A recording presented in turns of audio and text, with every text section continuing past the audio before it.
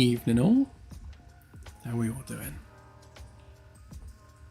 Yes, it is Random Fun Day Freaky Friday.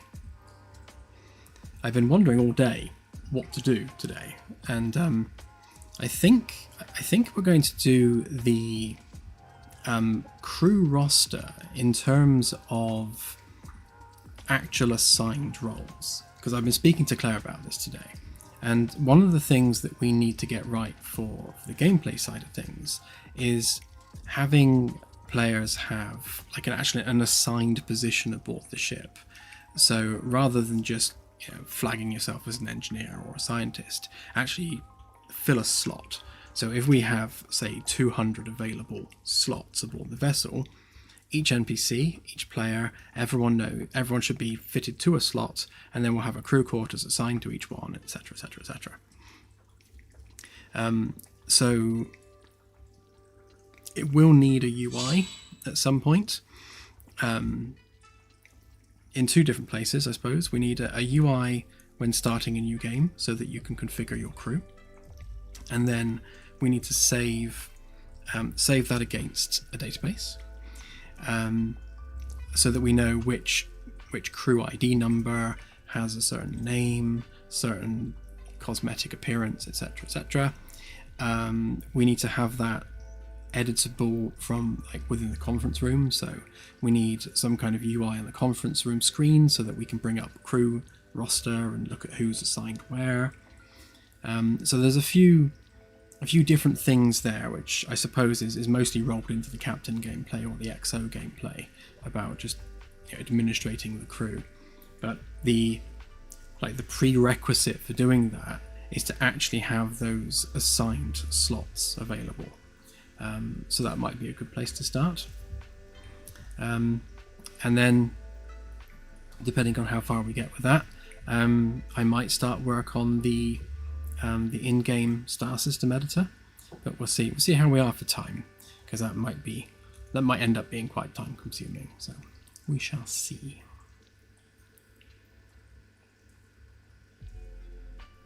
Yeah, so I do want usable computer screens in both the Captain and XO offices. I mean, the Captain has to write logs. I mean, that's going to have to be a thing. So yeah, we definitely need that available. And when it comes to writing a Captain's log, it would be nice to have that exportable too. So we can export that data to a third-party website, so crews can actually monitor progress aboard the ship, or have it dumped to a Discord channel, something like that.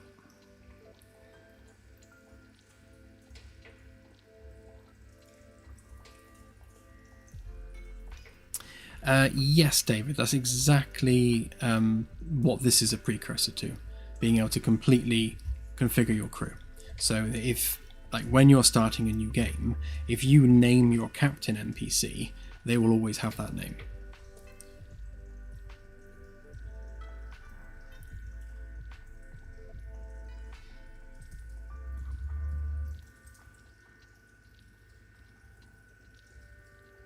Yeah, it's not a bad shout, Delta. I think we'll have that everywhere, actually. So, on the wall screens all the way around the ship, it would be nice to have,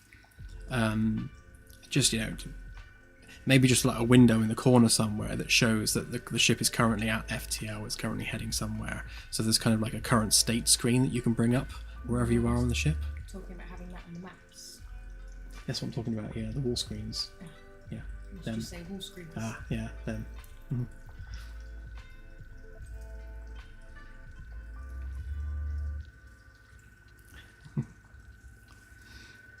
Ah, yes, Mr. Spork.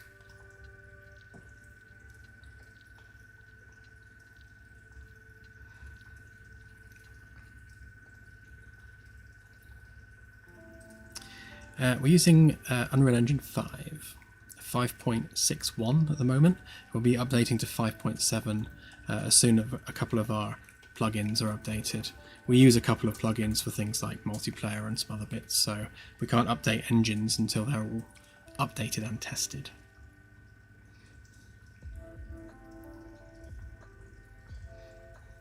Yeah, Claire's here. She sat next to me with her jet engine of a laptop. Okay, so what have I been doing? Let's do just a quick overview.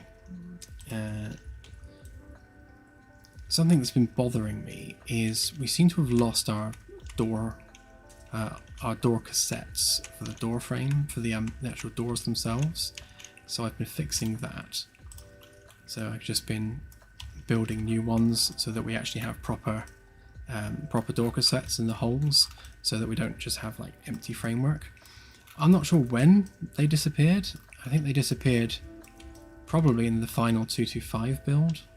But yeah, it's very weird. I don't know where It wasn't me. where or why. Yeah, I'm choosing to blame that Claire clicked on something and deleted it. And the other thing I've been doing is I have fixed the framework top section.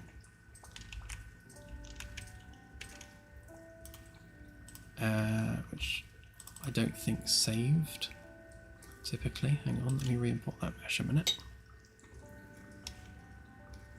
Yeah, there we go. It crashed earlier, so some of the stuff I did didn't save. Yeah, so this is the upper framework for the VIP quarters, and we had some issues with geometry poking through and things not lining up properly, and just the framework generally being bugged. Like this particular mesh was having all kinds of issues. That's all fixed now, so we should have a consistent framework all the way around, and it also doesn't poke through anymore.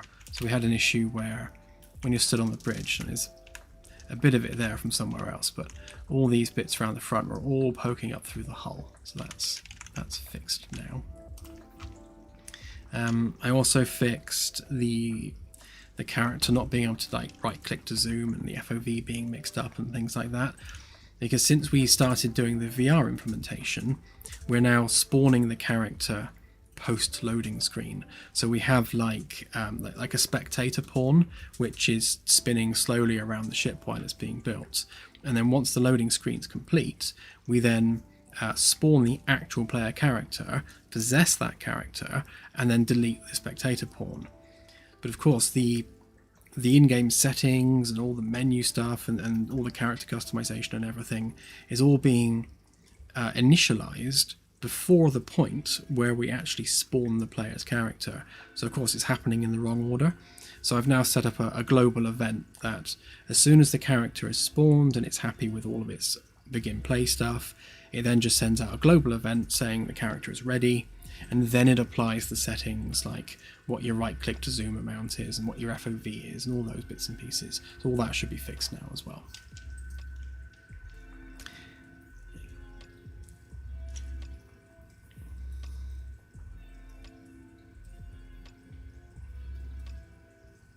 Yep, sure it does.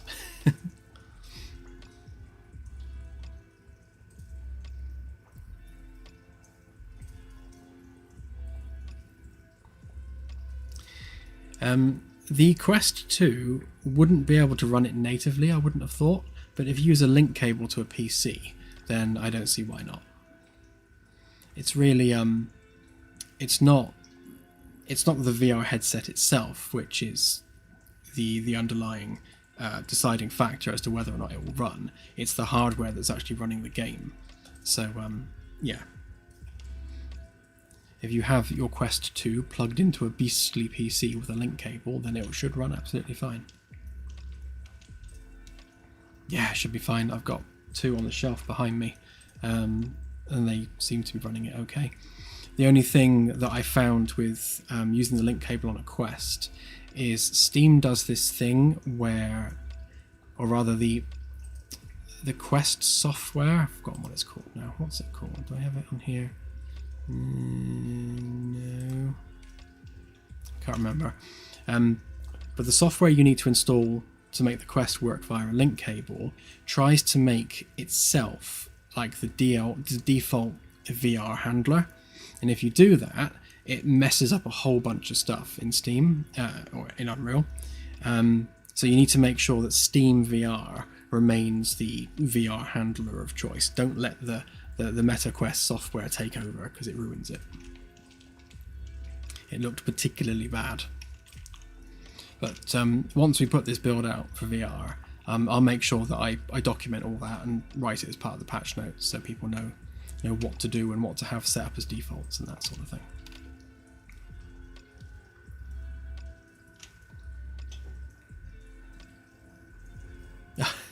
Hey Sophie, thank you. Yet again you have come through. Thank you very much.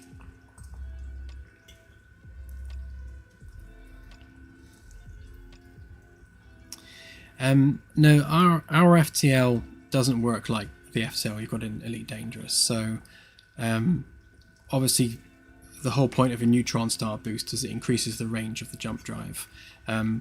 Ours is a continuous warp drive, so it's flying continuously through space. So a neutron star is not going to do anything to help. If anything, it's going to make it worse. So once we start implementing gravity affecting the FTL drive, and the greater the gravitational mass, or rather the greater the point mass of the object, the more it's going to fault space and the more that's going to negatively affect the FTL drive. So something like a neutron star, which is a particularly dense object, that will have quite a negative effect on the FTL speed. So you'll be wanting to steer around them in order to maintain top speeds. But that's a future problem.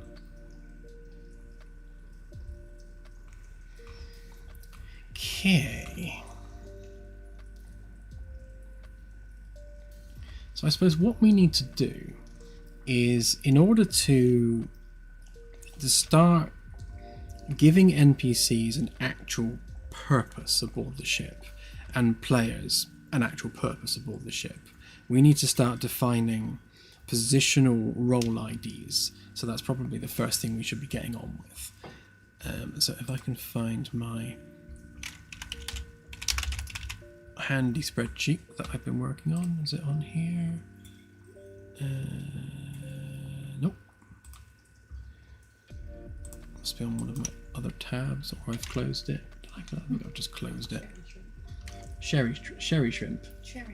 Yeah, I typed in sherry shrimp. Oh. Shrimp cooked in sherry. Yeah. Don't cook my shrimp.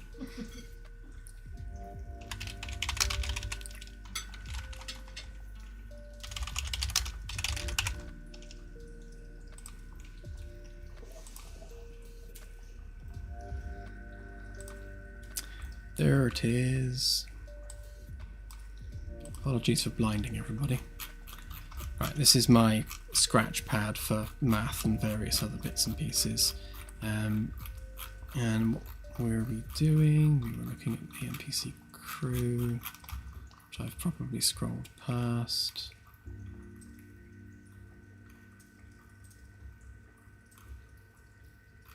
Ah, there. At some point I'll organise this.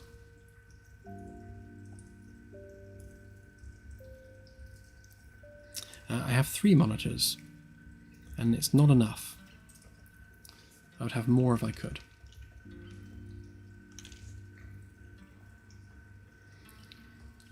Yeah, so actually if I take a copy of this a minute, let's stick this one here. I was just assigning crew members to the ship on the last stream, and that's kind of how far we got with it. So this is what's on the ship right now already, but obviously we need to actually start thinking about who is on the ship. So we have 1 captain, we have 1 XO, we have 1 chief engineer. So I'll be at rank of captain. Yeah, so position, rank, number.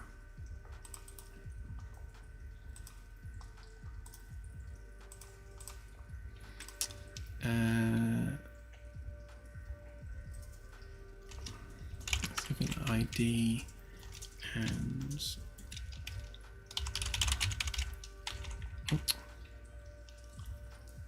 pressing all the buttons. Personnel. Is that how you spell 2 N's, isn't it? Yeah. So there's one captain, there's one XO. So that would be a commander. Chief engineer would be a lieutenant commander. So captain would be 1, 2, and 3 there.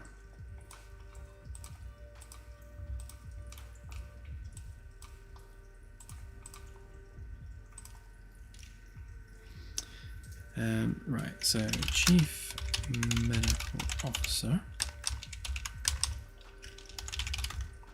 Actually, let's take the science one on. So I bought the Magellan specifically. This is a science vessel, so the science officer is going to rank above the medical officer. So they're either going to be lieutenants or lieutenant commanders. If we just go lieutenant for now, but there's no reason why they couldn't be lieutenant commanders. They are civilians, so this is kind of like an honorary rank aboard the ship. So position 4, 5, 1, 1, and 1. We'll split this into departments in a minute as well. So we've got the captain, XO, chief engineer, chief science officer, chief medical officer, chief of security, I'll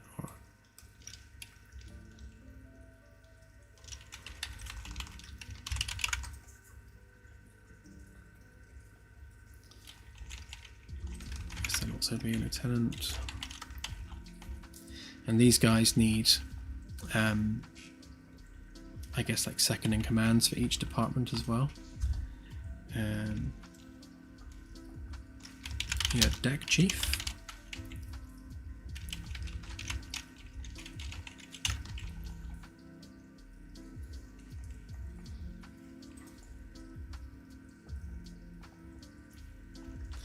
I suppose actually, yeah, if we make all the department heads lieutenant commanders, and then their second in command can be lieutenants, and then we'll use kind of like ensign for. Well, I suppose an ensign's like a trainee officer, aren't they? You know, I've never served in the military, so I'm only getting this from Google. Right, so what departments have we got? So we've got security done. Operations / deck crew done. Stewards, so chief steward.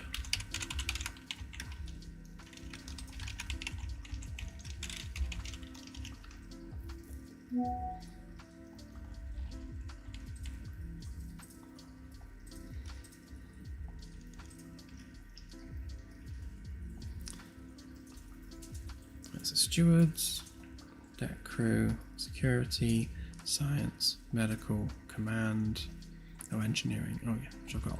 Right, so I think that's all the departments, isn't it?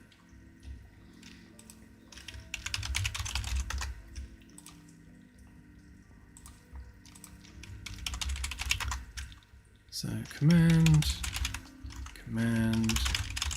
engineering, science, medical, tactical,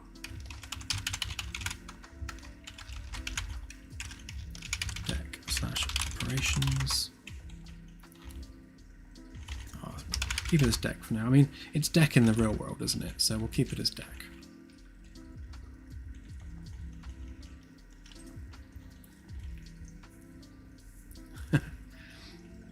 Yeah, we'll perhaps steer clear of morale officer. I mean, how much of a real thing is a morale officer? Do they actually exist on ships? I don't want to use something which is like proprietary to Star Trek or something.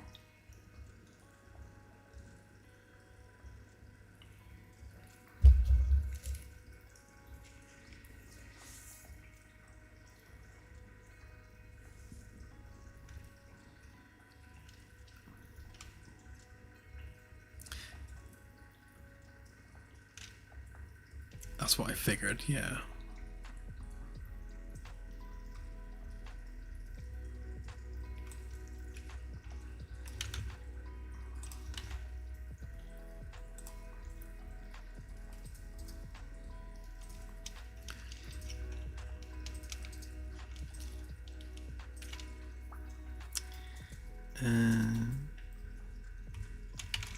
So would it be second engineer or engineer's mate, something like that? LIEU.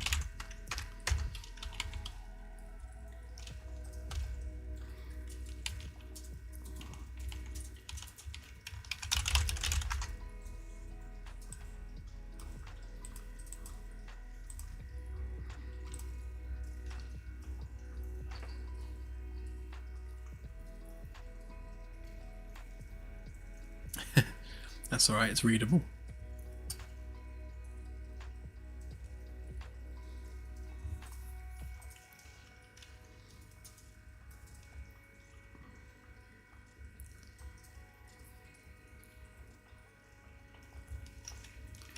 Well, we'll probably have...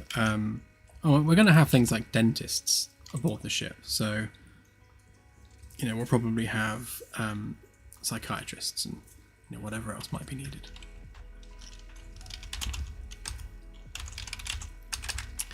So an engineer would be...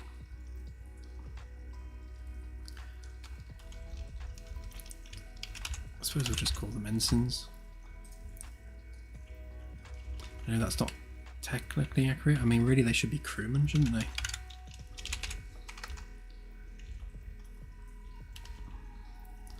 So, this is where we have to work out how many we need. So if we've got... where are we? 5 per shift on every shift. That's 15 total. So... 15 engineers. So that would be ranks 10 through 15. That's nice, and ID 10 through 15 either.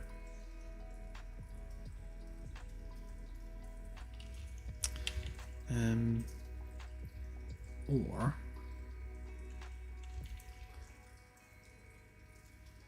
not sure whether we want those listed separately.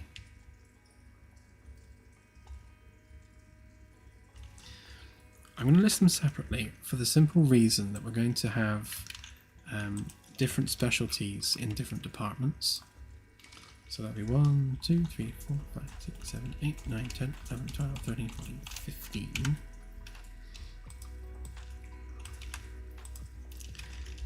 10, 11, 12, 13, 14, 15, 16, 17, 18, 19, 20, 21, 22, 23, 24.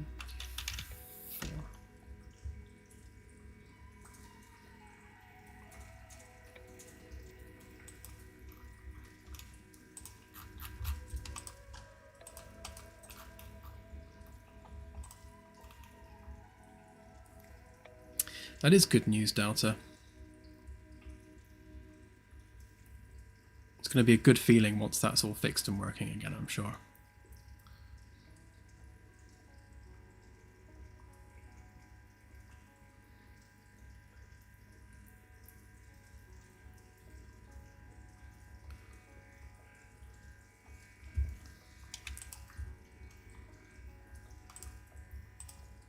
I suppose that has just become a redundant column, hasn't it? So need that. Okay.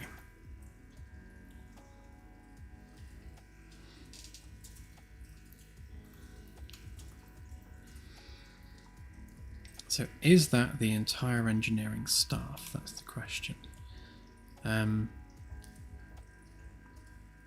Although, that having been said, we can knock off 2 of those, can't we? Because the chief engineer is going to be one of those 5, and the second engineer is going to be one of those 5. Yeah, so we can get rid of those 2.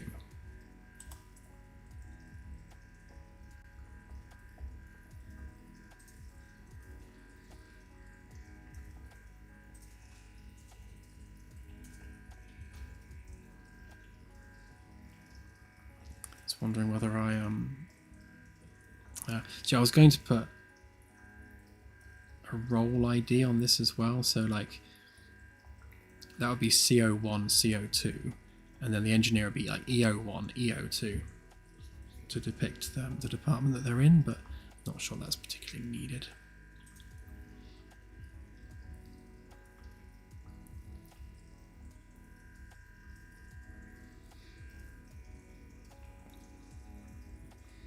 Yeah, well, plus, we're a British studio, and it makes sense for us to use the Royal Navy because we're British.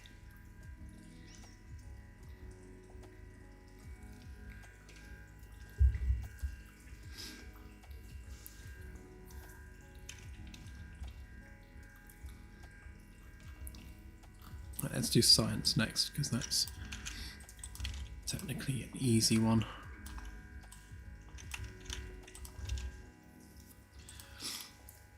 Right, so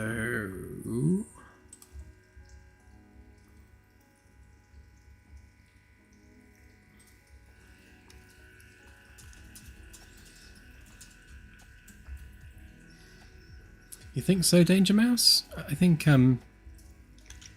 because if you've got the chief engineer and 4 engineers working under them for the main shift, and then you've got the second engineer and 4 engineers working under them for the afternoon shift, and overnight you've just got 5 like on shift crewmen.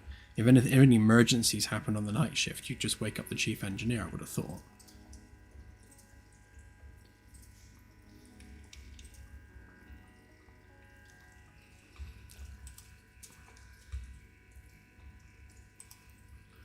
What's that then?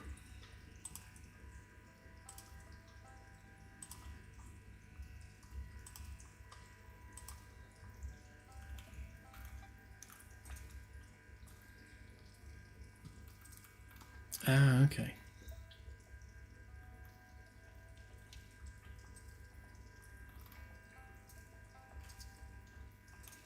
I'm just looking at the thing that Claire just posted.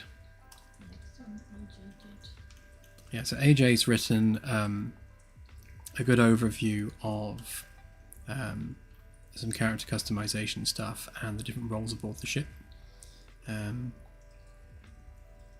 Yeah, so to be honest, once we've fleshed out what we're working on tonight, we can update the wiki with all of that as well.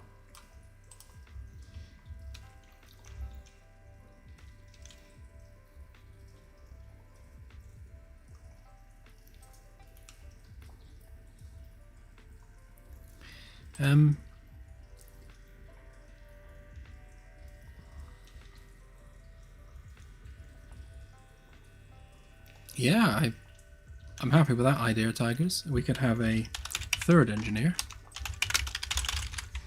and make them an ensign, so they just do the night shift.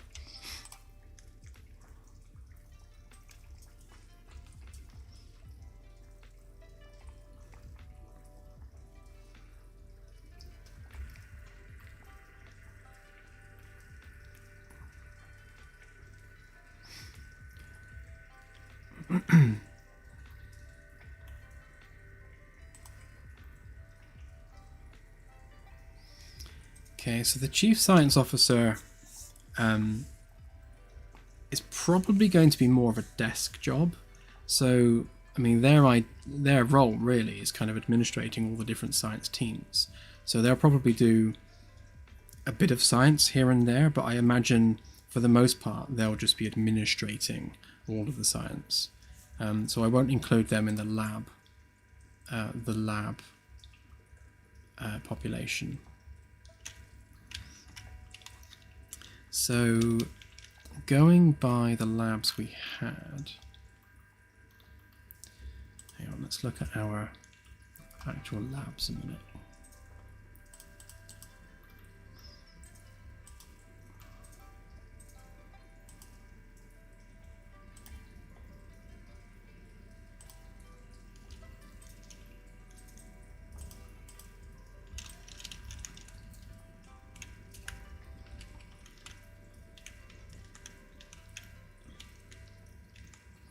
I think we were going to make the drone facility deck crew rather than science, because all they're doing is configuring drones and basically handling drone hardware.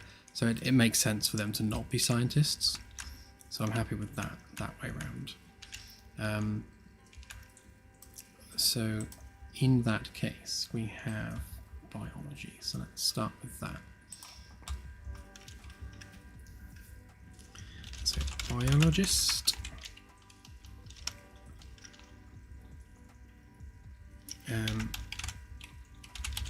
See, all of the scientists are civilians, so they don't particularly need a rank. They can just be crewmen.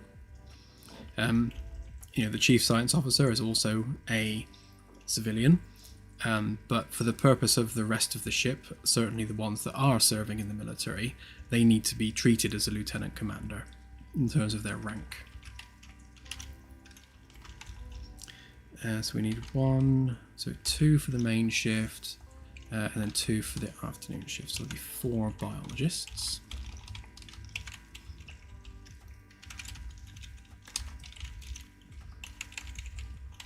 They are in science.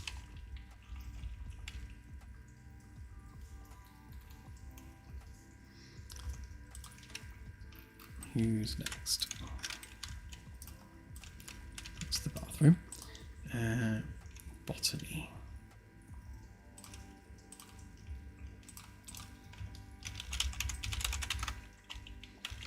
Same again, we need 4 of them.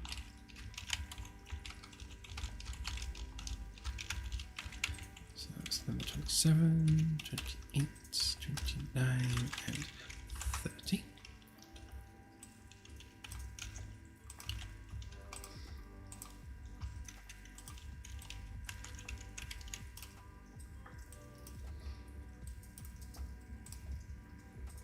Oh yeah, so I was going to move linguistics, wasn't I? Do that in a bit.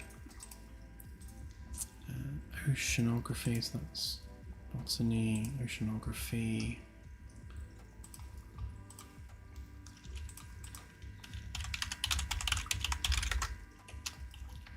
Wouldn't be an oceanographer, would it? What was it? You were going to be a marine biologist. Yeah. Claire wanted to be a marine biologist when she was growing up.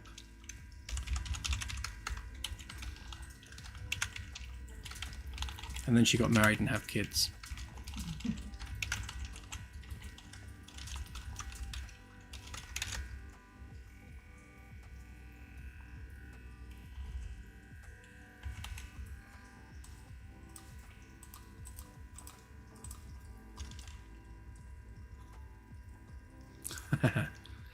He has been a special position just for the rimmers of the world.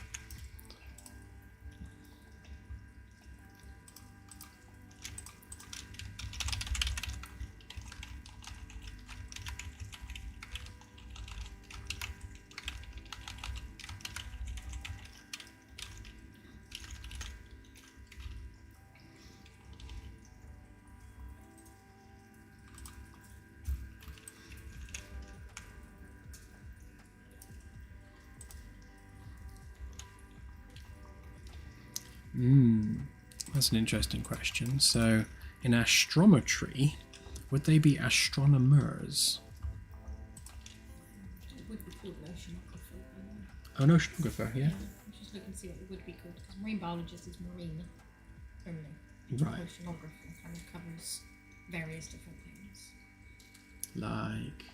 Well, they would do all the biological and chemicals and geological oceanography. Okay. So one of the things we need to deep dive is, so we have a science lab, like oceanography. We've, at the moment, just skimmed the surface of what oceanography would actually do. So we're sending probes down to, say, an ocean world. That probe is plunging into the sea, it's taking samples of the water, it's taking samples of marine life. So as long as an oceanographer does all of that... Yeah, I guess we'd have various ecologists. Yeah.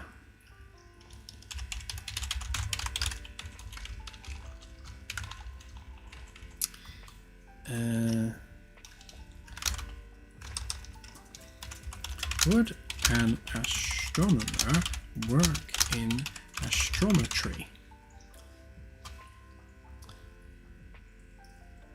Okay, yes, so astrometry is a specialized field within astronomy that involves the precise measurements of celestial body positions and movements.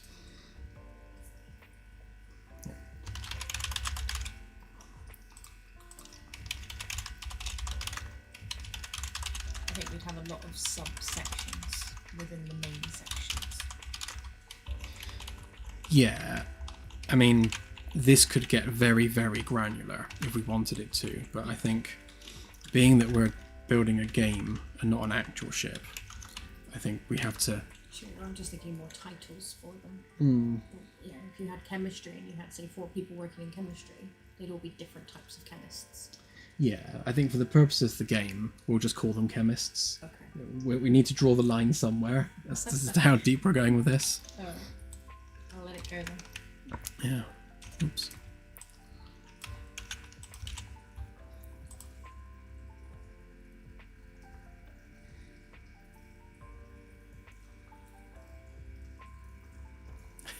Yeah, we don't have any astrologers on the ship.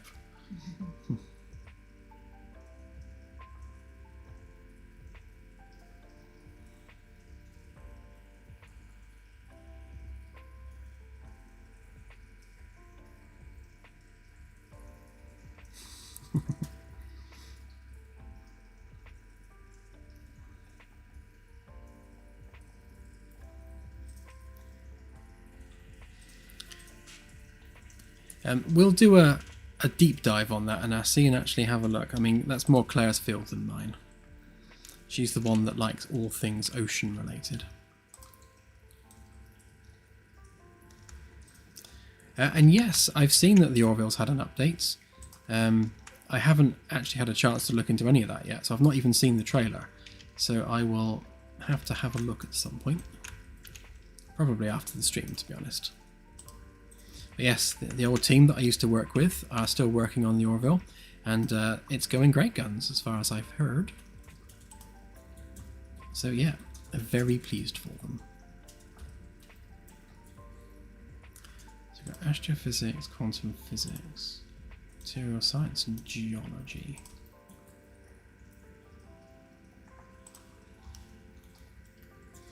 I'm going to move them down a bit.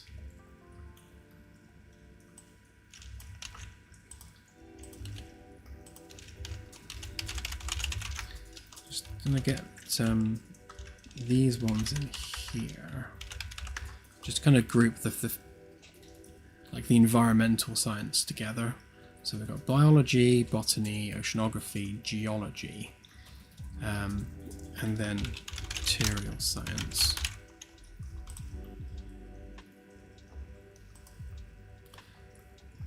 What would a material scientist be called?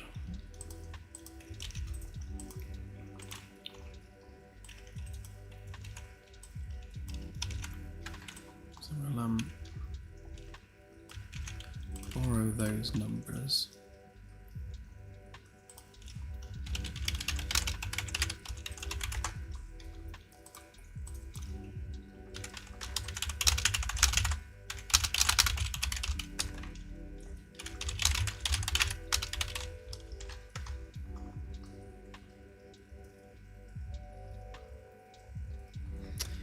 Multidisciplinary. Oh wow, why can't I say that word? Multidisciplinary. Yeah, that's the right word, isn't it? Team of scientists, engineers, and technicians who research, test, and develop materials. Yeah, so we'll just call them material scientists, I think.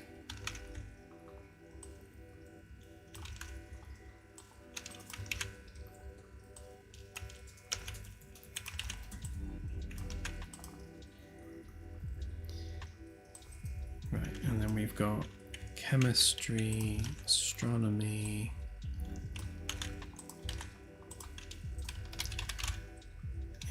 astrophysics. Of course, that would be astrophysicist, which there would be 4.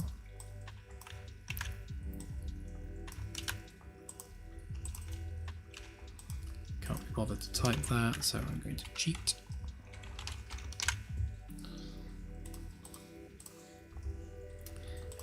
And then we have, what's the other one? Quantum physicist, that was it.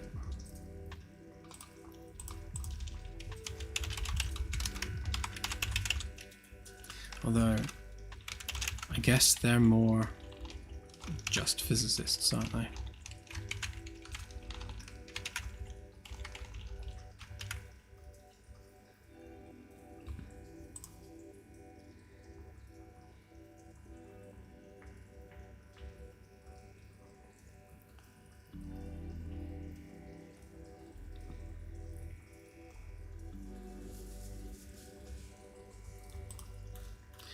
Yeah, the science department is by far the biggest department aboard the ship. No surprise, it's a science vessel, so that's perfectly to be expected.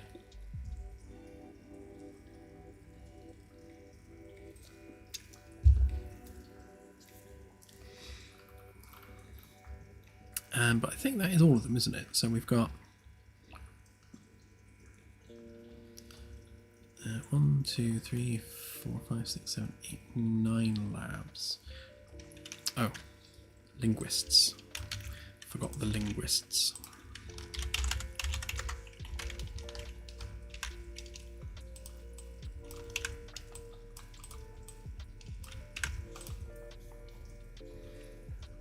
Okay, so that's a quarter of the crew done.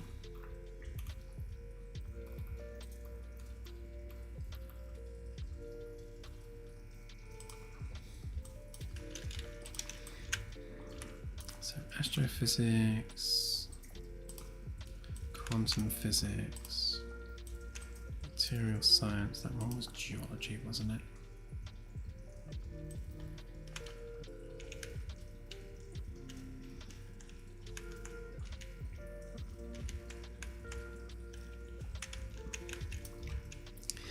So these people here, I'm going to move them somewhere else.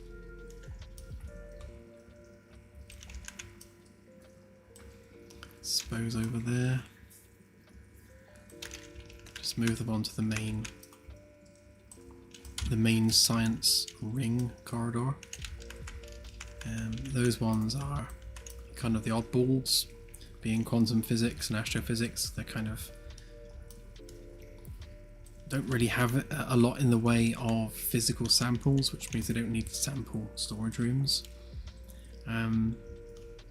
So these two rooms here, I will remove the partition and I'll turn this into office space. So the chief engineer's office will be here somewhere. There'll be a couple of conference rooms here that will help use up that space a little bit. And we have one spare lab that's not in use right now, so we'll find something for that.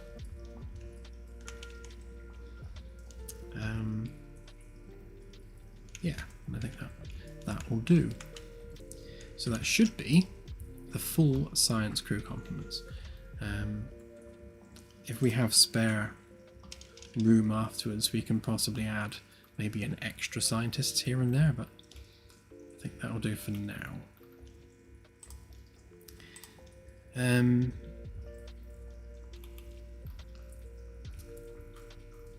suppose we'll do medical next. So what will we be doing for our shifts? So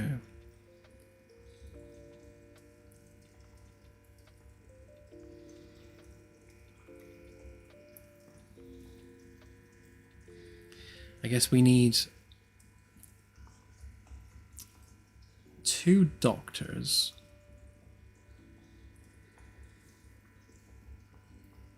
We don't necessarily need a doctor working overnight, but they can be on call overnight. And the rest of it's just nurses, isn't it? And then it really depends on just how busy we're expecting sickbay to be. I'm wondering whether 5 people in sickbay is perhaps a little bit overkill. I mean, there's 200 people on the ship. I mean, how often are they going to be getting hurt? Do we really need 5 people in sickbay at all times?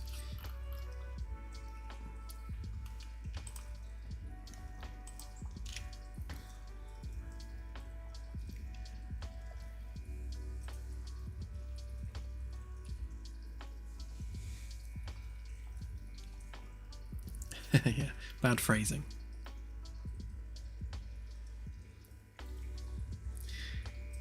Yeah, when it comes to making some rooms generic and configurable, we were going to do that down on D or E deck.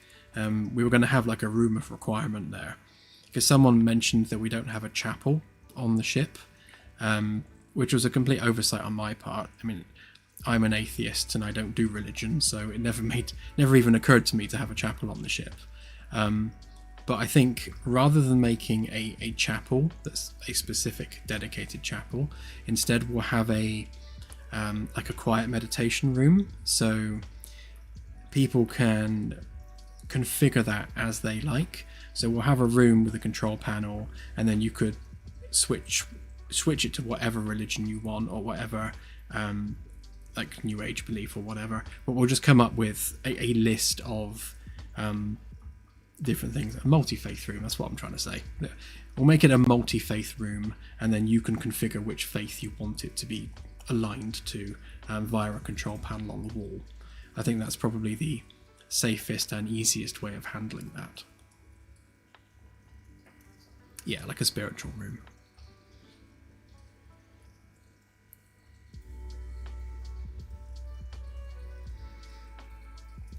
Sea Forks, yeah. I mean, we're both really busy. A lot of the Messy Desk guys are working for the Roddenberry Archive. So they work for Otoy, and they do stuff for them.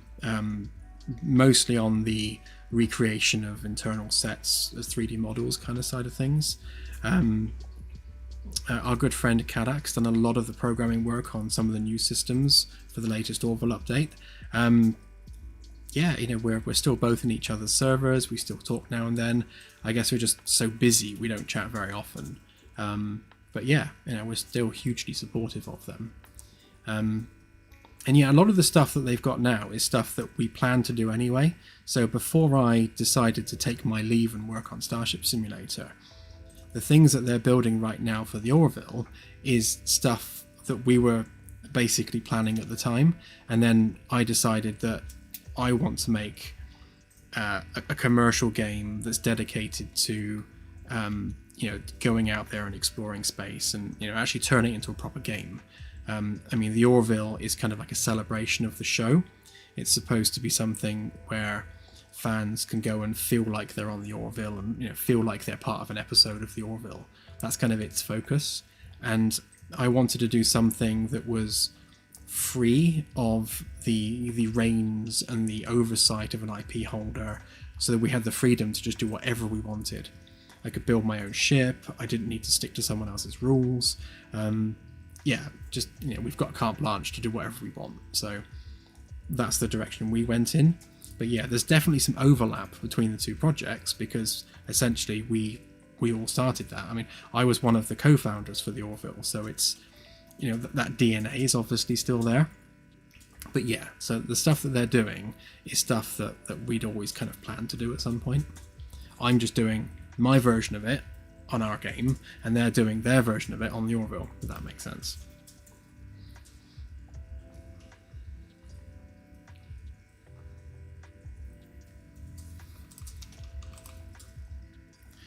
Right, so we'll have a chief medical officer, and we'll have a surgeon. So he would be the lieutenant. So he's on second shift. I can't spell lieutenant. L-I-E-U-T-E-A-N-T. There we go. So he would be number 63.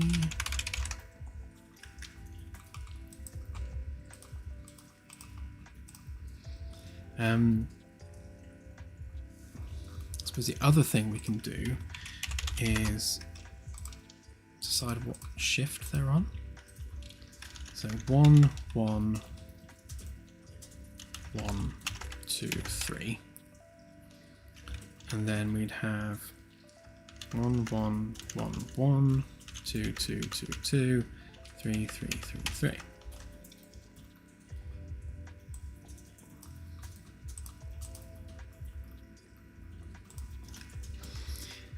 So 1, and then 1, 1, 2, 2, 1, 1, 2, 2, 1, 1, 2, 2, 1, 1, 2, 2, 1, 1, 2, 2, 1, 1, 2, 2, 1, 1, 2, 2, 1, 1, 2, 2.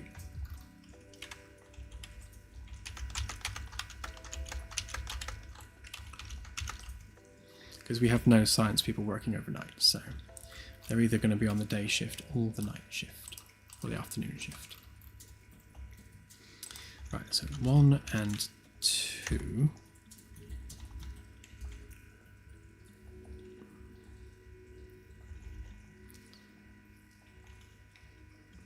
Yeah, we're going to have, in the interests of not trying to rewrite Surgeon Simulator, we'll have a medical table that does the physical surgery. So your job as the surgeon is going to be making sure that you select the right program, you put in the right treatment, and then you oversee the machine as it does the work. So it'll be like a little AI thing with alarms, and it'll do all the surgery for you. But yeah, if you select the wrong treatment, then obviously you make the patient worse.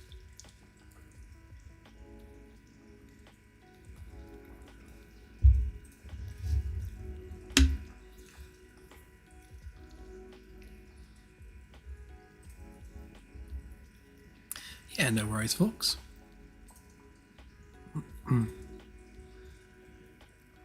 Yeah, it's myself and a Rob, who you probably know as Scrag Nog. I get confused, like Scrag, no, that's our aliens. No, Scrag Nog, Rob. We co-founded the Orville after we got shut down on Stage 9. Obviously CBS said, no, you shan't make this. So we approached the showrunners for the Orville, or rather Claire did, funnily enough. Claire spoke to the showrunners of the Orville and begged them for permission, and we put together a pitch deck. They loved it, loved what we were doing for Star Trek, and said, yeah, we'd love you to do this for our show. And they've been awesome ever since. But yeah, I just, as much as I was enjoying working on the Orville, I guess I kind of outgrew it a little bit. I wanted more. I wanted to be doing more. And I wanted to be building my own vessel, and I wanted to do it outside of the guardrails that IP holders put in place if you're working on their IP. Like for the Orville, we weren't allowed to put any plot or story or character development or affect canon in any way whatsoever. So there's a lot of things you have to be careful of when working with an IP holder, because you don't want to tread on any toes, you don't want to upset them, and it's nice working on our own IP that we own entirely, that we don't have to worry about any of that. We can just do what we want, and that's very refreshing, and I like that.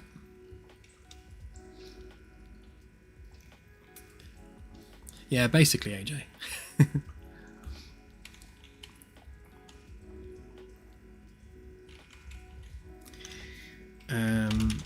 Yeah, so I guess then we've just got a bunch of nurses, haven't we? So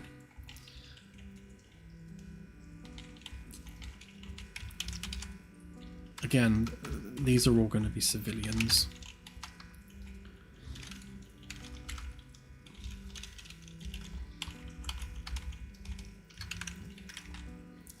But where do we put them? That's the question. So obviously we need... See, if we were to say 3 on the day shift, I don't think any more than that's going to be needed.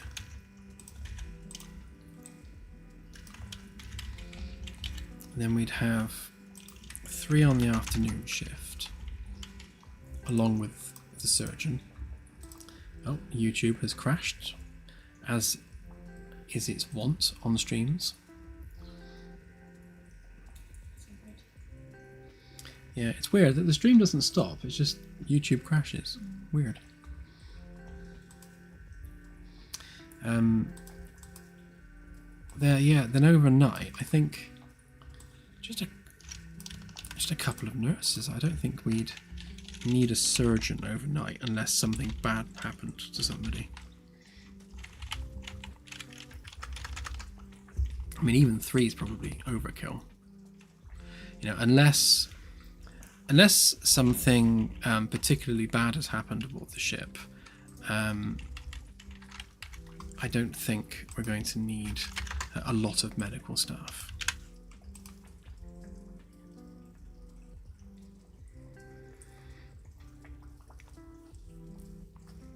Yeah, night nurse.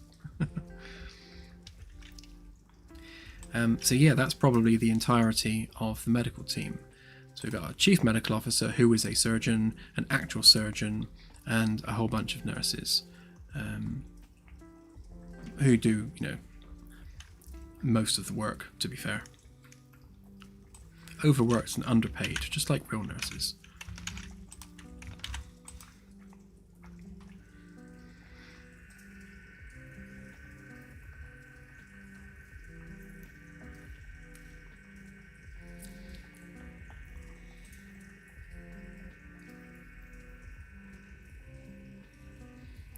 It's a good question, Nassie, and I honestly don't have the answer.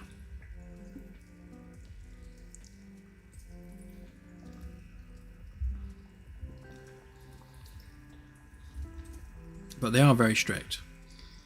You know, from our conversations with IP holders, there's a lot of, like, I suppose, you know, it's their baby, and they have, depending on the IP, almost like a religious devotion to certain aspects of the canon, and you need to respect that. Like, if you're going to be working with that IP, you need to respect that IP, and you need to respect the aspects of it that they are particularly precious about. Like I said, like with the Orville, adding any kind of story was a hard no. Like, you know, do not progress the story, do not affect the canon, you know, do not have the characters doing anything that they would not do. So nothing out of character for a character. And again, no story. So they put quite strict guardrails on what you can and cannot do, you know, which is fair enough. It's their IP. They get to decide the rules. We'd be the same. I mean, we wouldn't be happy with someone taking something from our IP and doing weird stuff with it. So yeah, it's understandable. It's just it's restrictive. It restricts creativity.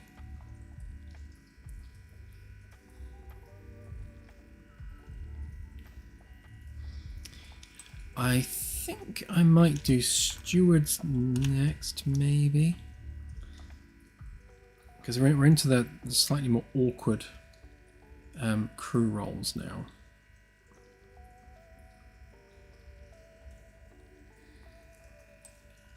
Shall we try security? Let's... Oh, actually, I've just had a thought. What I haven't been taking into account here is people serving on the bridge.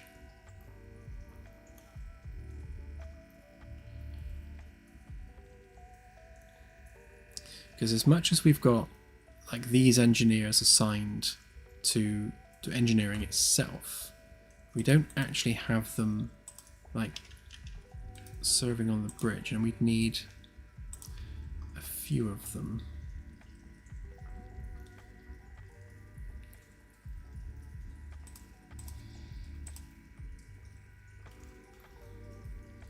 I'll rejig those numbers in a sec. So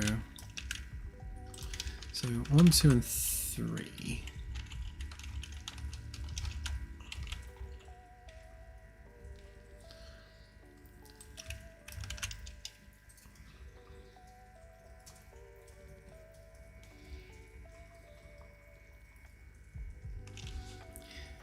Yeah, so they won't have a specific bridge role, because it will be rotated between all the engineers. So unlike like a biologist who's always in the biology lab, yeah, I guess maybe like an additional astronomer for the science station. I mean, we're going to be using one of these guys for the sensors UI, aren't we? I doubt we'd drag up a geologist or an oceanographer to man the sensors, so it's probably one of this lot. So we might need an extra couple of astronomers or astrophysicists just to man the sensors.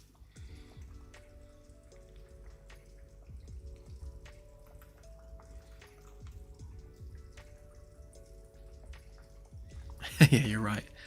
Completely forgetting about bridge crew.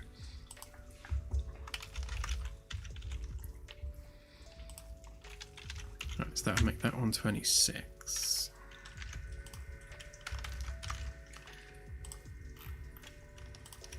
That takes us down to 65, so that's then 66. It takes us to 75 crew members.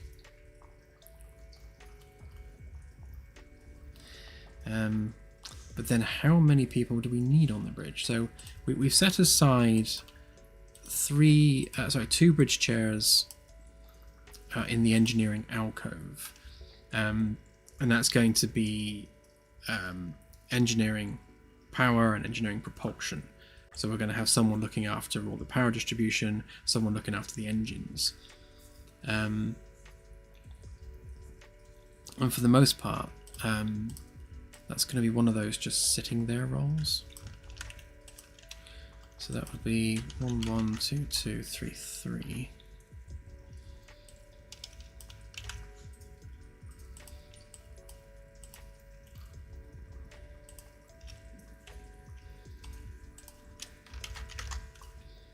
Making sure I've got all the numbers properly adding up. And that one would be 69. Takes us up to 78 crew members.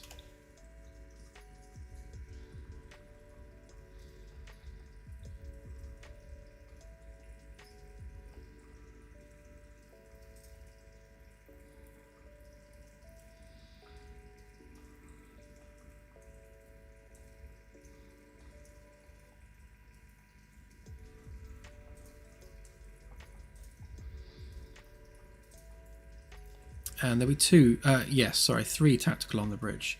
So you've got two manning the actual consoles in the bridge pit area, and then one internal security. Actually, we will... Yeah, when we do security... Alright, let's do security next, because you raise a good point in that we need like internal security officers and we need actual tactical officers, which are technically two different things. So we'd have obviously the head of security, and then we'd have tactical officers. So these are going to be, I suppose, I say they'd be different, but it's going to be the same guys grabbing weapons if the ship's boarded. So really, the only job they'd be doing that's not immediately related to that would be just dealing with the shields and things of the ship. I mean, technically, I suppose you'd put an engineer in that position rather than the tactical person, but I suppose engineers wouldn't be tactically trained as such.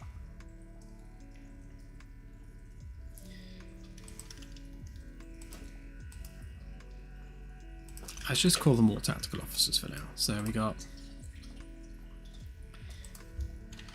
so 3 on the bridge for shift 1, 3 on the bridge for shift 2.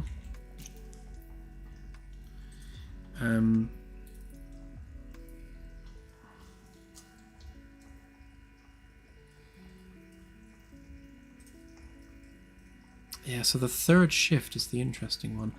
I mean, it might be the case that because we're already less than 100 crew members, it might be the case that we can have a fully fleshed out third shift on the ship rather than having a dwindled night shift. But let's just see what we end up with numbers wise.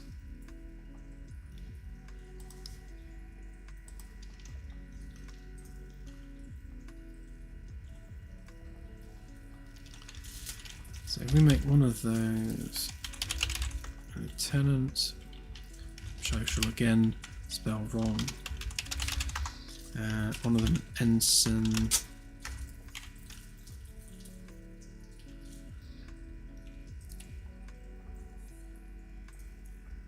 yeah, and then we've got a crewman.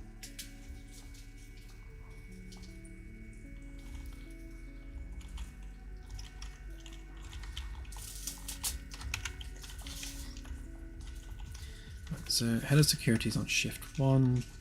Lieutenant would be on shift 2. The ensign looking after overnight.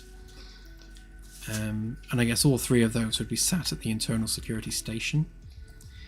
And then you'd have so bridge pit for these ones.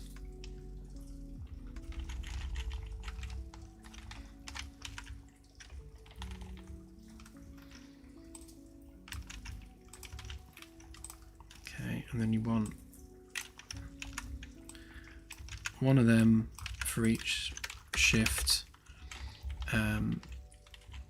outside of the VIP lounge, just sat there in the chair.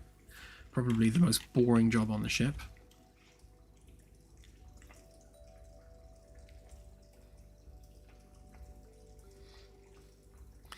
Yeah, that's what I was thinking, CSI, whether or not we need like ship's police separately from actual trained tactical officers, but we'll see how we get on with it.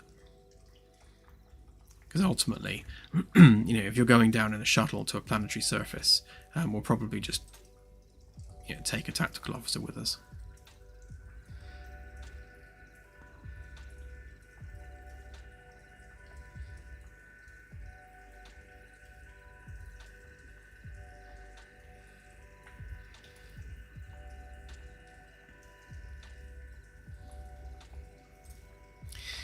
Yeah, I think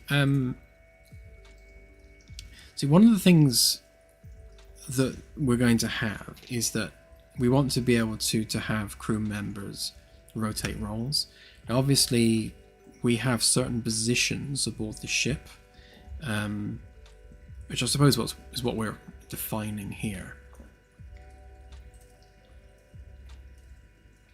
And I suppose, yeah, actually, we may as well do that here. Because we need another 3 of those.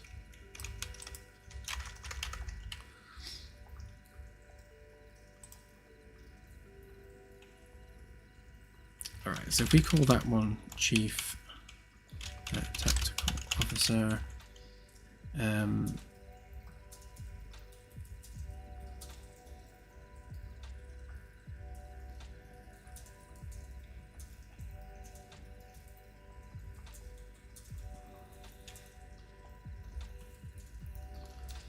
I suppose then you've got like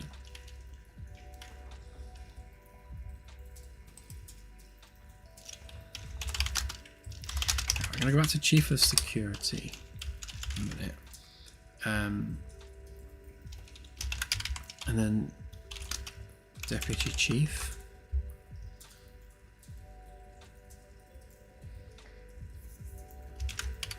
I mean, I'm just typing words for now, and we'll refine these off afterwards. And then we've got, so you've got Tactical Officer,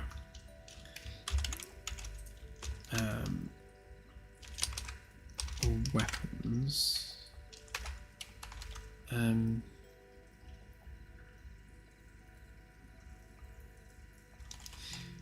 right, yeah, Weapons Officer. Weapons Officer and Defense Officer. Shield Specialist, I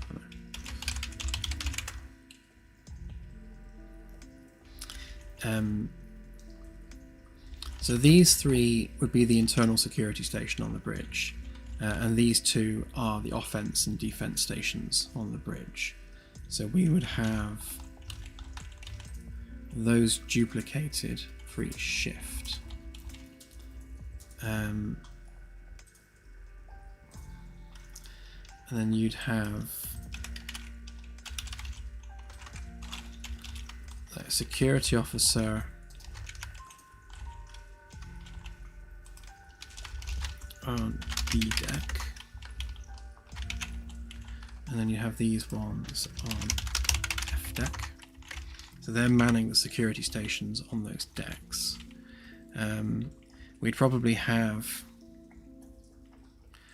just a roaming security team that just kind of patrols the ship. You know, it's a big ship, but it's not that big, so you know they would be called to where they're needed, I would have thought.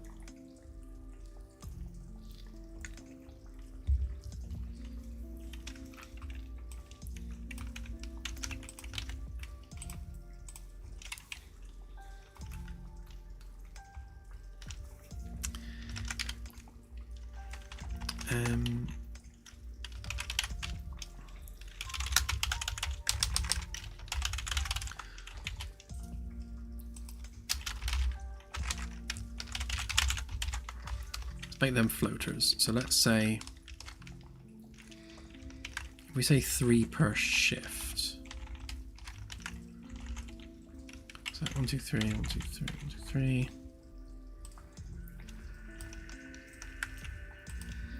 So we have 1, 1, 1, 2, 2, 2, 3, 3, 3. And I guess the floating security officers would be the ones that you'd grab to go on an away mission with. And other than that, they'd just be doing patrols around the ship and just hanging out in security, I would have thought, for the most part.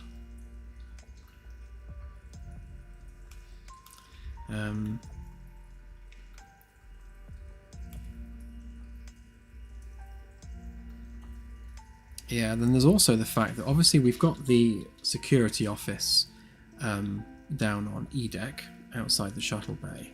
So the question is, you know, would the chief of security be down there in their office, or would they be sat on the bridge?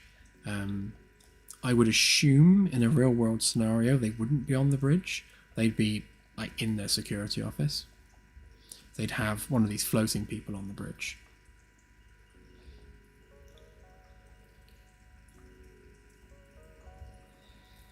Yes, there will be a weapons locker on the bridge. In the left-hand alcove, as you go through the door, obviously on the engineering side, you've got the breaker box, and there'll be a similar box on the tactical side that will have a weapons locker behind it. So you'll just, you know, put in a key code, open the door, and that's where the weapons will be stored. So you'll be able to secure the bridge corridor, secure the bridge door itself, and have access to weapons on the bridge should they be needed.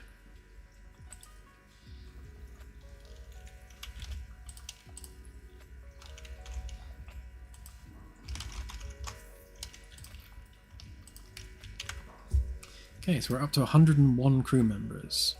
So I think, yeah, I think we're most likely going to be able to have 3 fully manned shifts.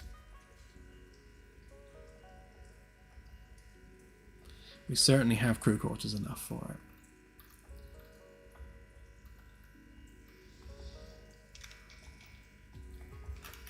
So what did I say here for security? I kind of like went a bit overkill on it. So we have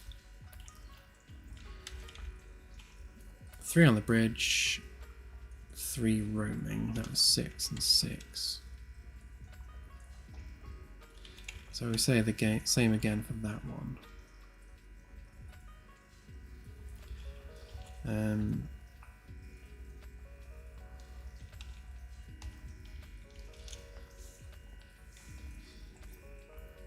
Yeah, and then we need to deal with the fact that the shift 2 is the busiest shift on the ship, because you've got all the people for the night shift doing entertainment stuff alongside all the people from the morning shift.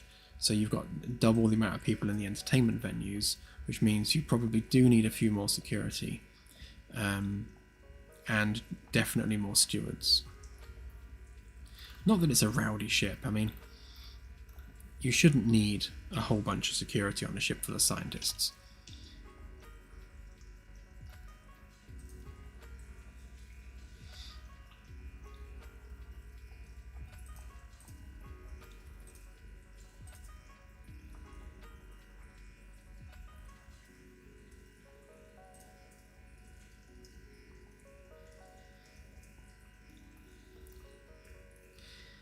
Yeah, I think perhaps overnight we don't need as many scientists, But I'd say for the rest of the ship, yes.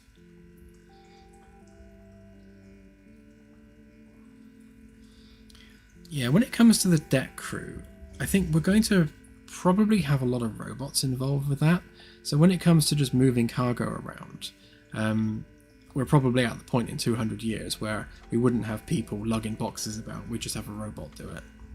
So we'll see how much crew we have left.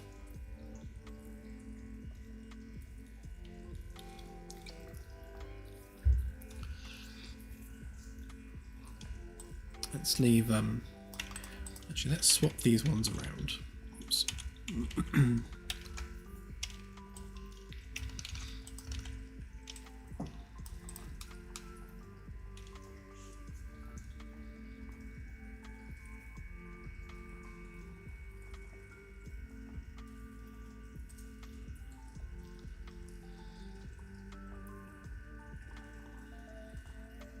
Yeah, 4 shifts is going to get complicated. I think 3's bad enough.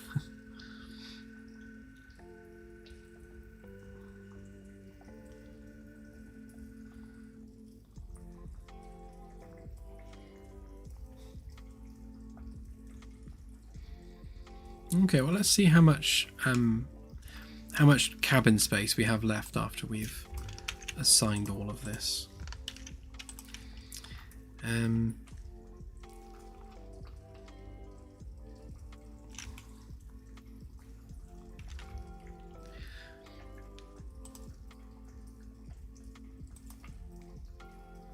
Alright, so if we then insert another surgeon in there,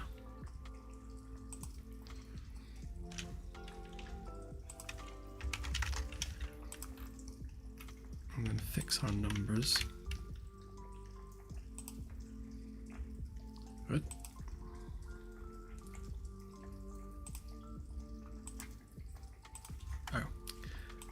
Oh, I see what I did wrong.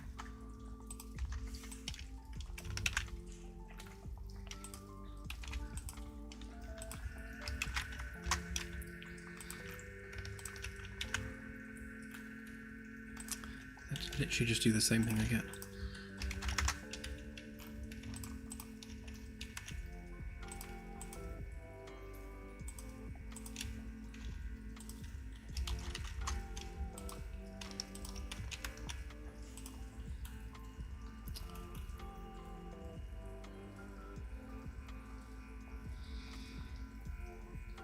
So we probably also want admin roles aboard the ship, so like HR. So we'll probably put them in the command department.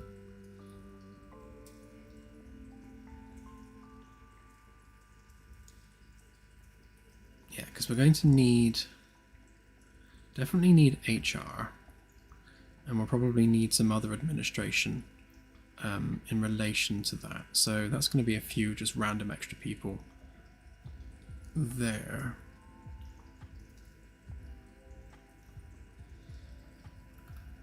Okay.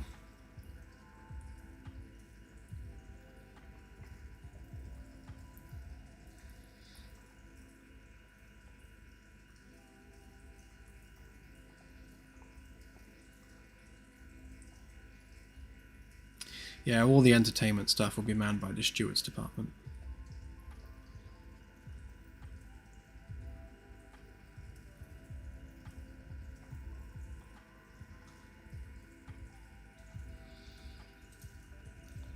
Yeah, HR is more looking after crew concerns, like, you know, the laundry's not being done quickly enough and that sort of thing.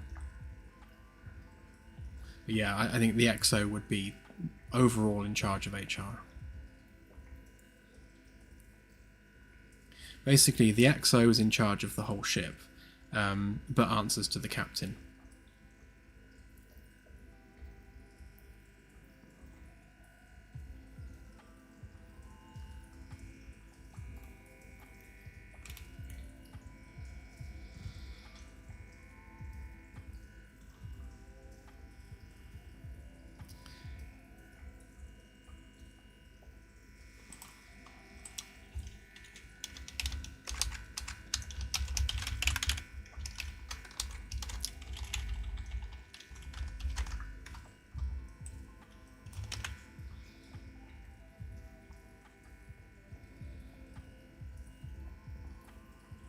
Okay, so we have 5 engineers per shift, all working in engineering. And then we've got 2 per shift working on the bridge.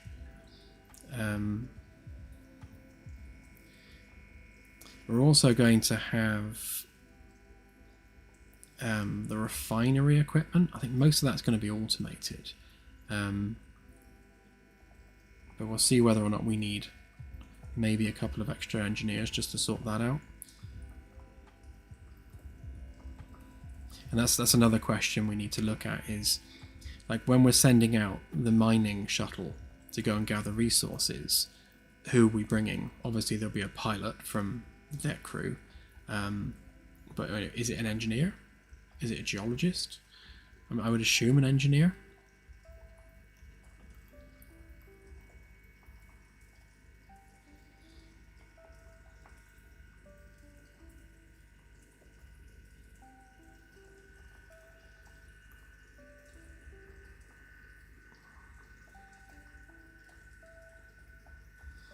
Guess we need some another lieutenant here for science.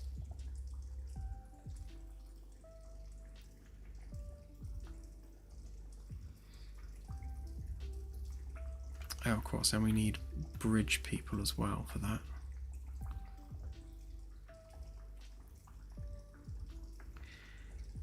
Yeah, we'll definitely have a few pilots. Maybe not 1 per shuttle, but certainly a handful of pilots for whatever need might arise.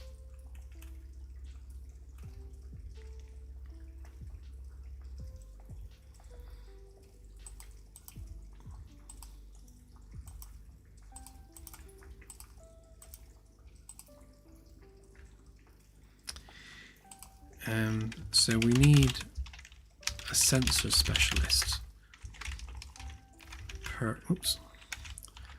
per shift. So that will be 1, 2, and 3.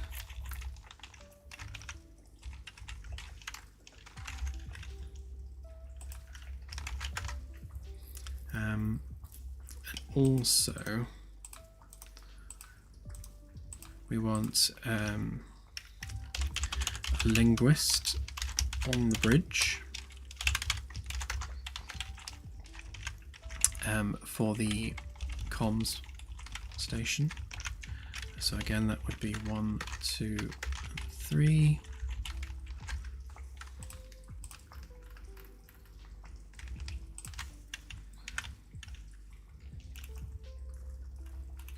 And yet again, I have somehow messed up.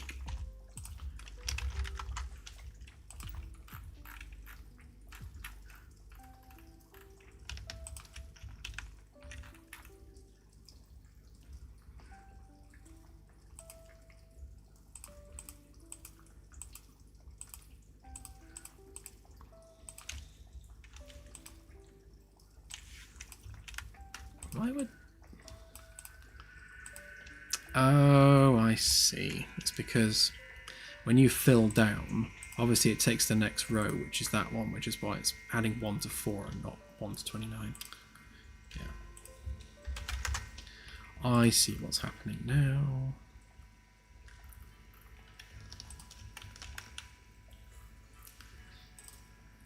User error.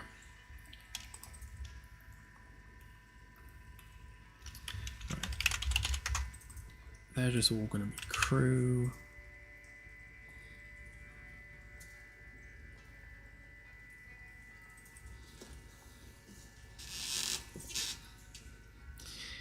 Yeah, I think when we do and the next part of this is going to be building the UI for defining, who's in what shift and how many crew members you have in each particular department. I think, yes, absolutely. When starting a new game, you should be able to choose how many crew are in each department, within reason. I don't see why not. If you want an engineer-heavy ship with less scientists, then I don't see any downside to that particularly.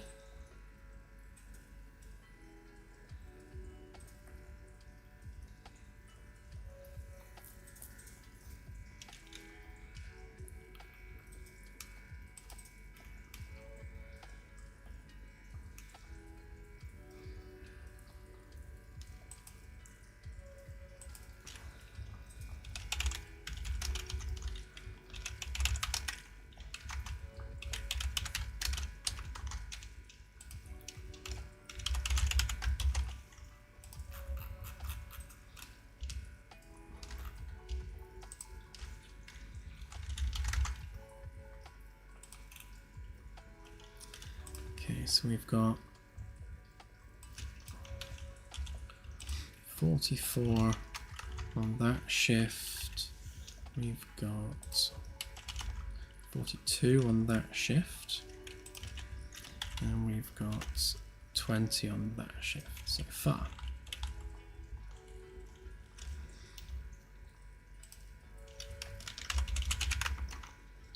Then we've got command, engineering,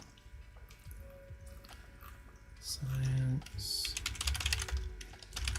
medical, try and do them in the same order, tactical stewards and deck, tactical stewards and deck.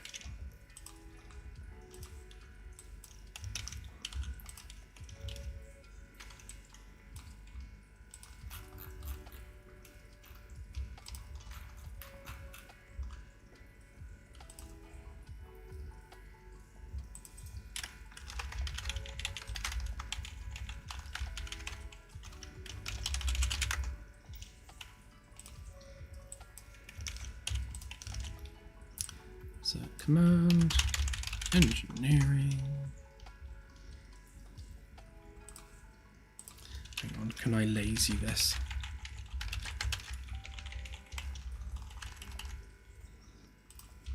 Yes, I can.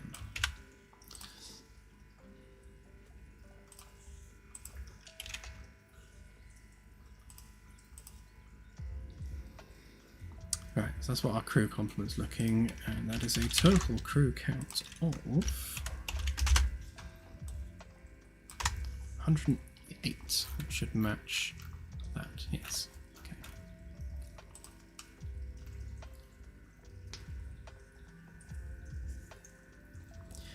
I would have thought quartermasters would be part of the stewards department.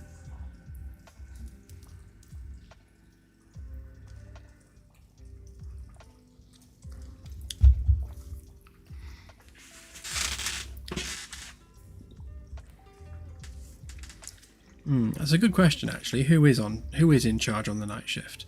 I don't want it to be any one particularly important.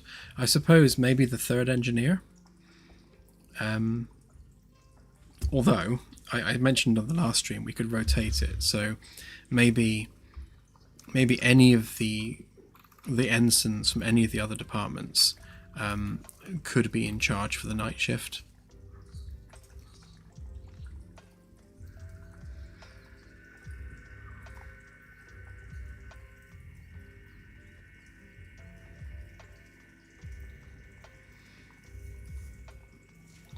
Yeah.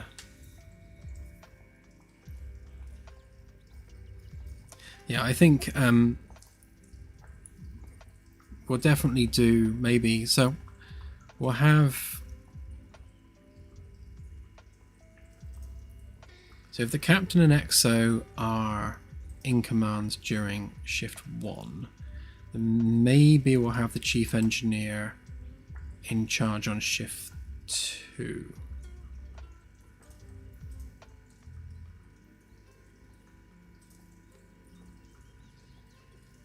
I guess that would make sense. And then the second engineer would be running engineering during shift 1. I mean, it does mean that the chief engineer and the captain are never on shift at the same time, which seems a bit weird. That does seem too weird, actually. So maybe we'll have the second engineer running the second shift.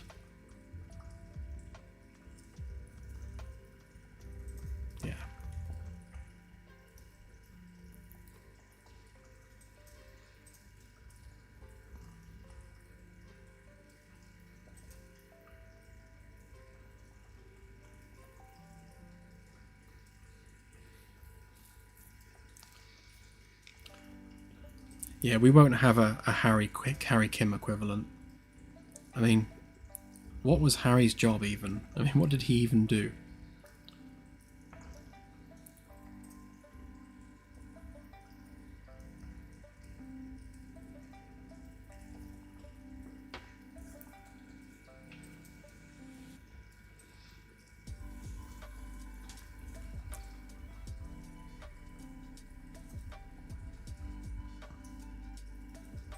Yeah, tech support.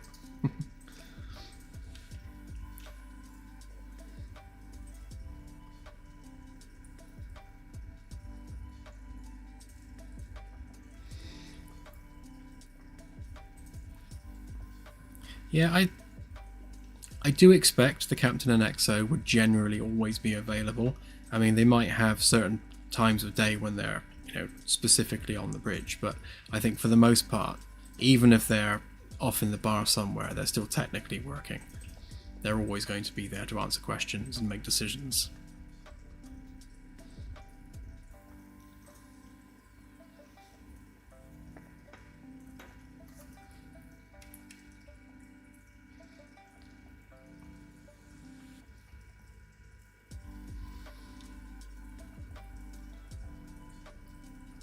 Okay, so if we put these people in specific places, so let's just say office, and then the second engineer would actually be on the bridge, and the third engineer would be on the bridge, rotationally. And then these guys would be in engineering specifically.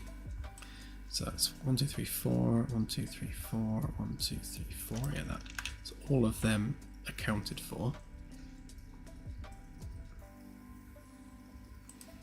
Or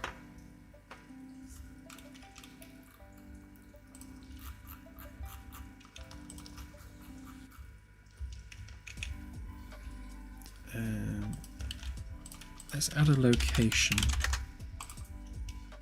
to this. So bridge, engineering office. I guess this is their duty station.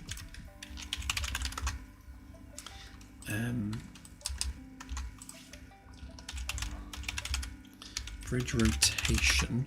So we'll rotate them out with other ensigns from other departments.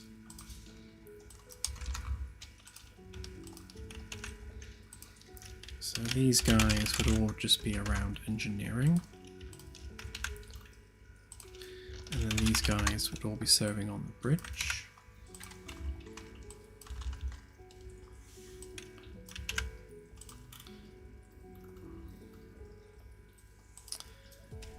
So this would be science office. And then bridge.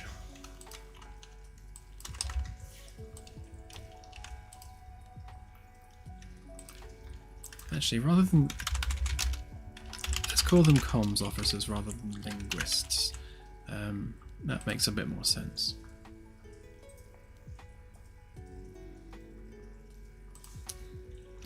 So biology lab, that's where they live. Botany lab, that's where they live. Oceanography lab.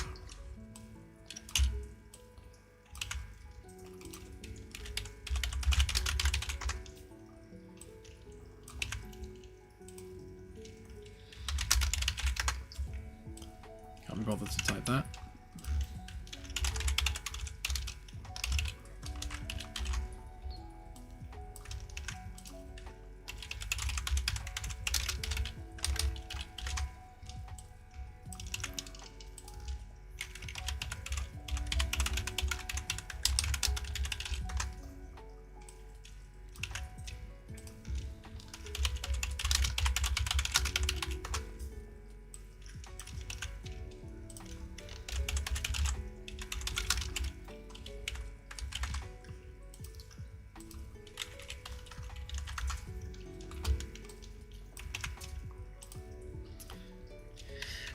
so sick bay.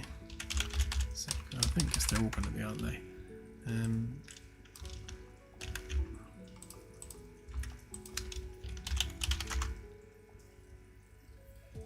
So I guess those three are going to be in the offices, and that one's going to be one of the ensigns.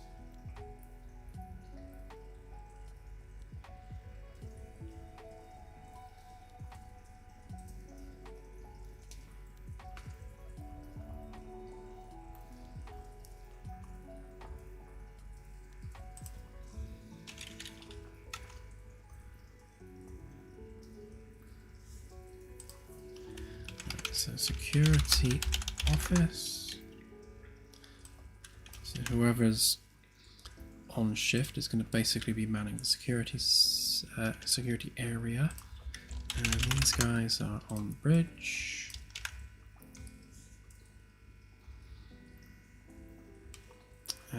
Which means we need 3 more on the bridge.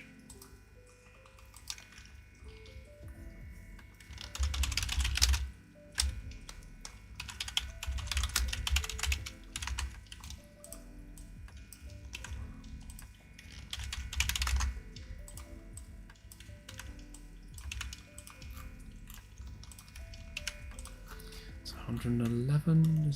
Oh no, I broke that. Brilliant.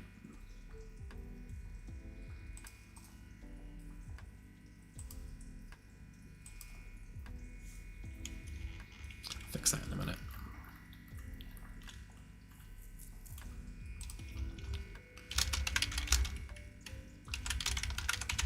So B deck security desk, F deck security desk.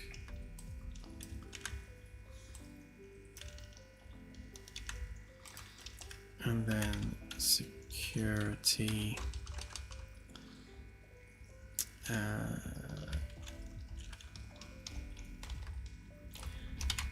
ship-wide security.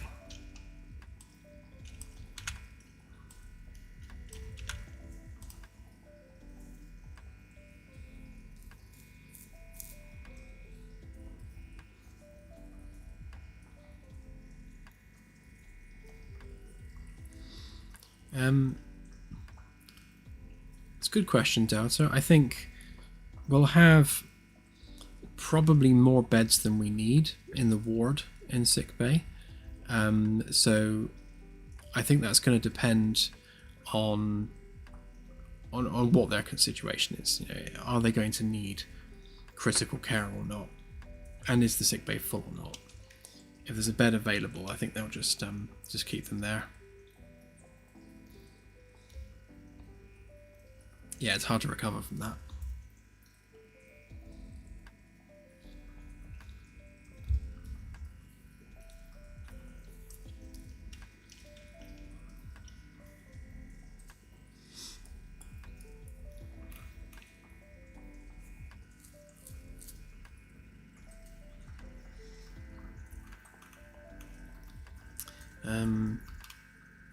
Yeah, so let's keep counting crew.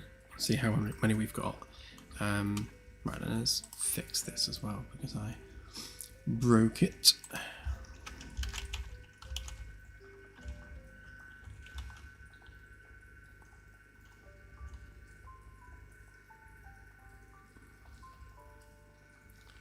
What's that? F32 to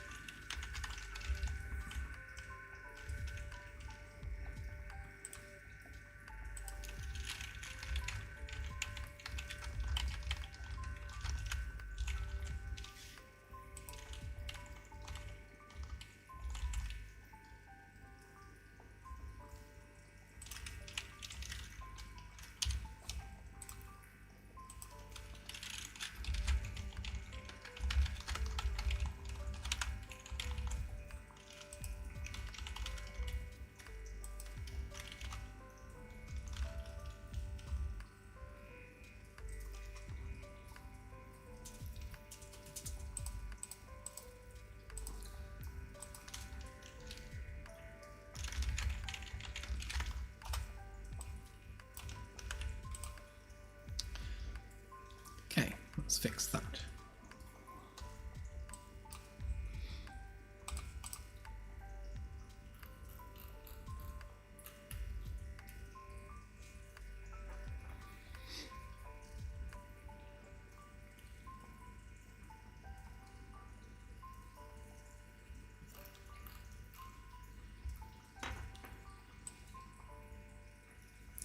Okay, so stewards then.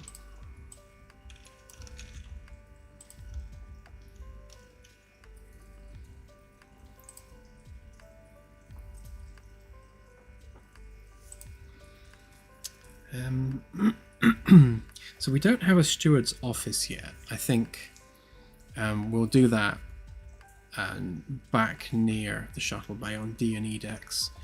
We have an area at the back that we're not using right now. Let's just grab this a second.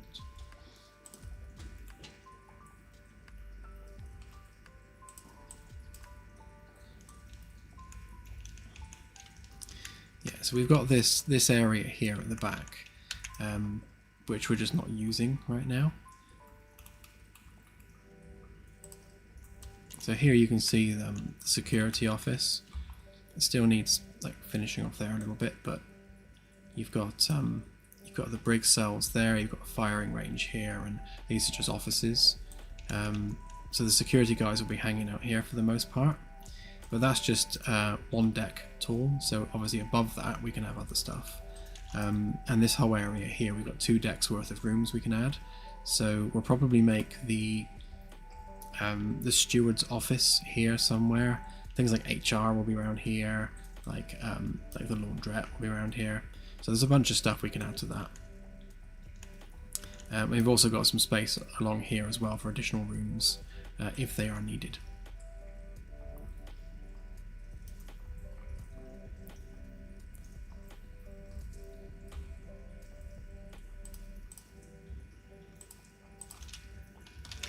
So if we make a steward's office for them,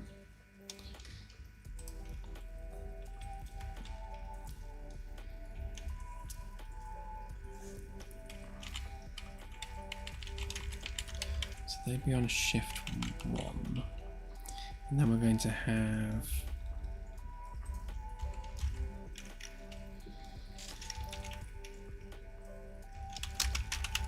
bar staff.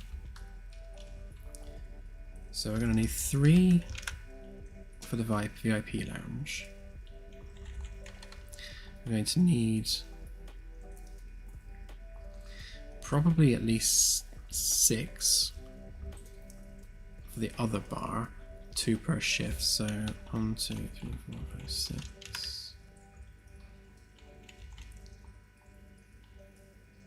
So that's just literally people serving behind bars. So that one's VIP lounge. That would be shift 1, 2, and 3.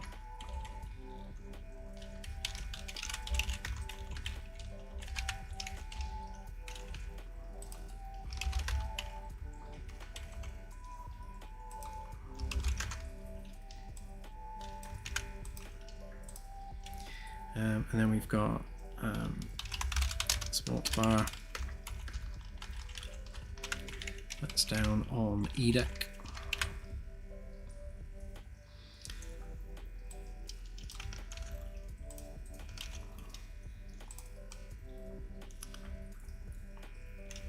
And then we have chef. So 1 in the VIP lounge.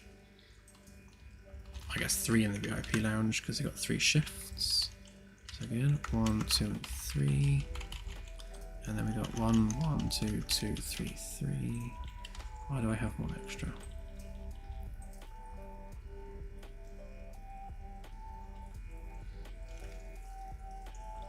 Yeah, exactly, Fresters. Oh, I know what I've done. 1, 2, 3. 1, 1, 2, 2, 3, 3. Oh, that's it, that makes sense. And then 3 chefs in the VIP lounge.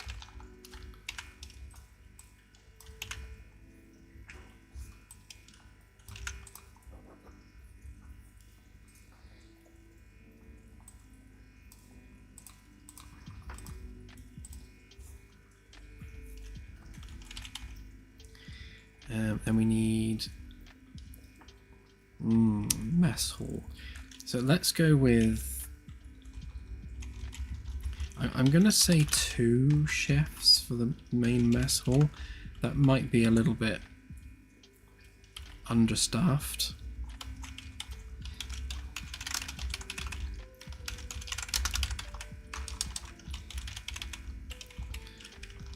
Let's go 3.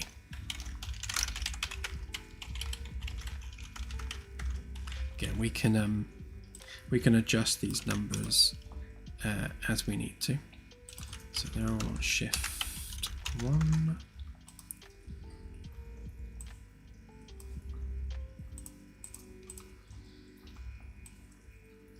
And then we're on 1, 2, 3, 1, 2, 3. It's a lot of chefs on the ship.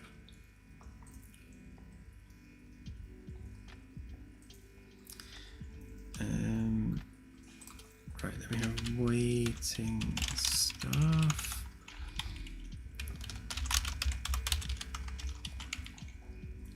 I don't think the VIP lounge needs more than 1 waiter delivering stuff. I don't think that room's ever going to be busy enough to warrant more than that.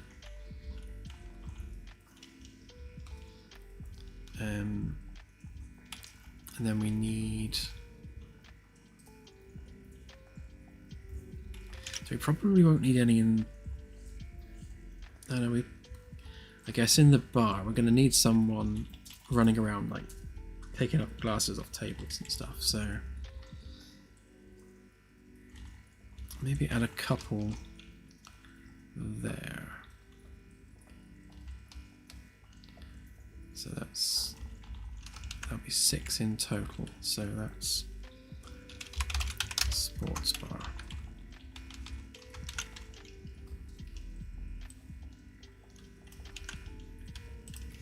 So 1, 1, 2, 2, 3, 3, 3.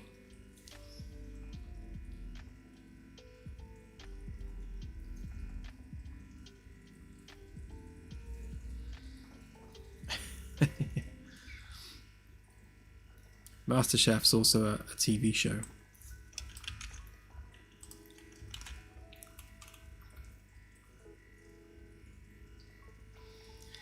And we also need waiting staff in the crew mess as well. I think probably again we'll have 2. 1, 2, 3, 4, 5, 6. So it's 2 per shift.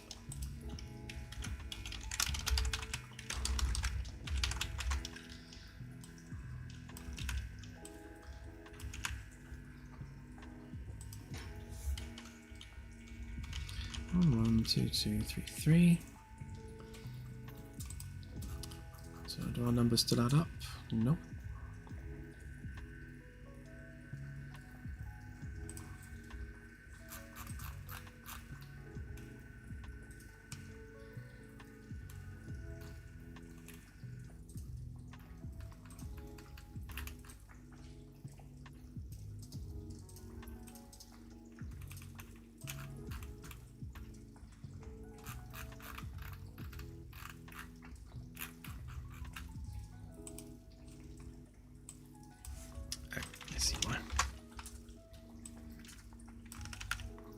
More like it.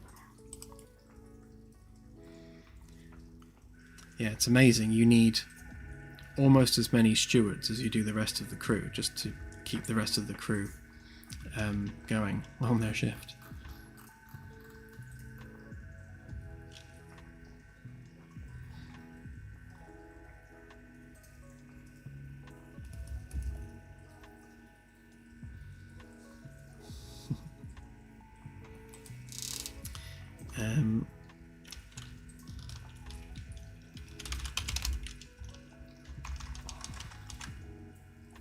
What would you call general maintenance?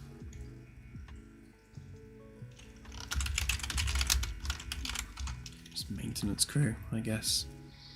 Per shift, maybe have a couple of them. So 1, 2, 3, 4, 5, 6. And they're just the guys going around watering plants, unblocking toilets, that sort of thing. And they'll all be shift ship-wide, not security.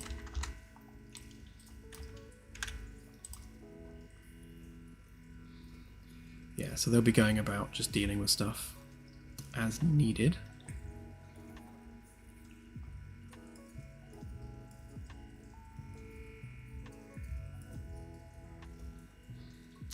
Yeah, I think so as well. CSI, we've got them fully shifted. Did I not add? Oh, I didn't, did I?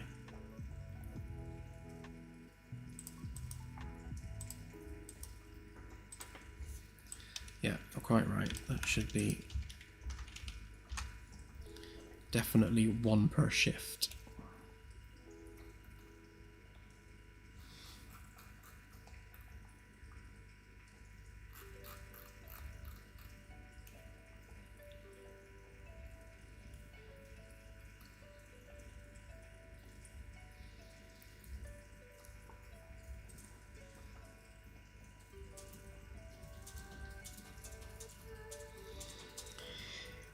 Well, if we're going with 3 full shifts, then we're going to have a lot of people knocking about.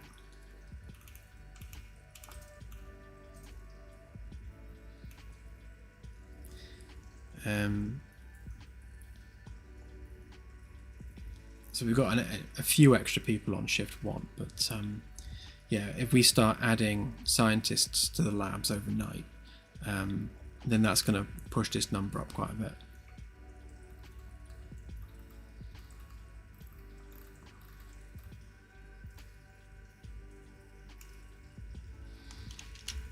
Yeah, well, we'll have a look at how that breaks down, because when we looked at this last time here, we were having the shift 3 entertainment window being the same as the shift 1 entertainment window, which is like the afternoon. So the night shift are obviously sleeping during the morning shift, and then when the night shift wake up, they're obviously having breakfast and doing all their entertainment stuff during the evening shift or the afternoon shift. And there's no entertainment happening on the night shift. So that's where we can potentially cut down. But during the night shift, we're still going to need a few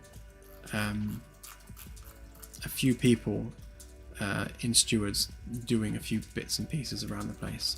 I mean, we can certainly...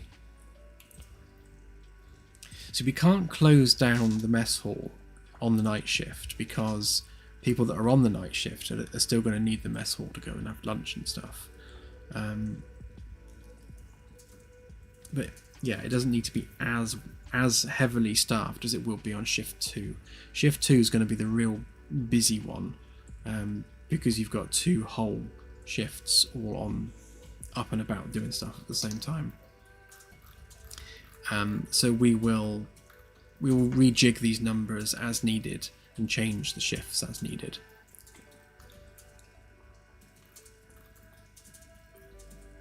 Once we start modeling this in game, we'll then start seeing where the pinch points are. So when the actual shift changes, we'll suddenly see a lot of crew members congregating in one place, and that's when we can do the adjustments. We're almost going to be running like a human foot traffic sim at this point. It's just seeing how well the crew navigate the ship and how well the shift patterns overlap and that sort of thing. Yeah, this is very much a rough draft. And then once we actually run it in anger on the ship, we'll see where the pinch points are. Yeah, so I suppose the big one would be if we then start crewing the labs. So let's add another 2 biologists.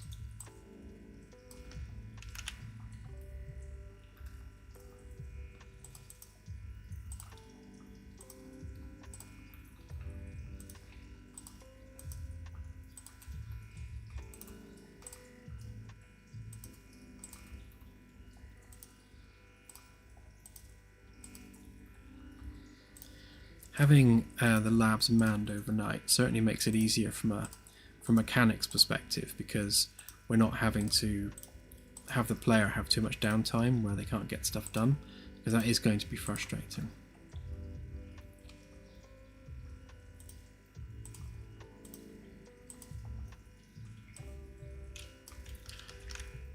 Okay, so 2 more per lab.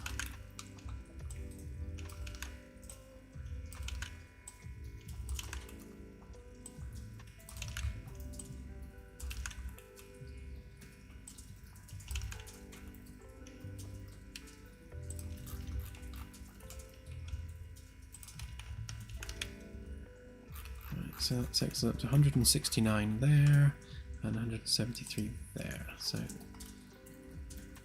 we'll count them again in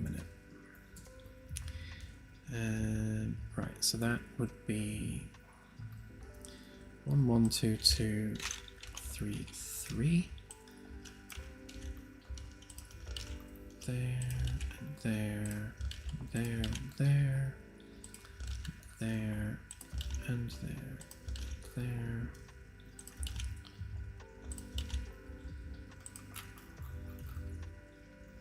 Yeah, so shifts 2 and 3 are now equal. The only difference with shift 1 really is the fact you've got the captain and the XO that these two don't have, and 2 other people somewhere.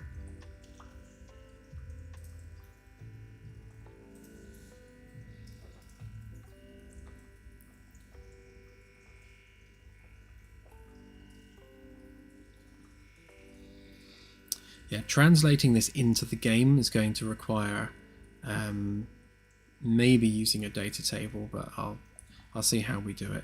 It might be something I just set up manually. Probably better as a struct. Depends how we choose to actually access and use this data.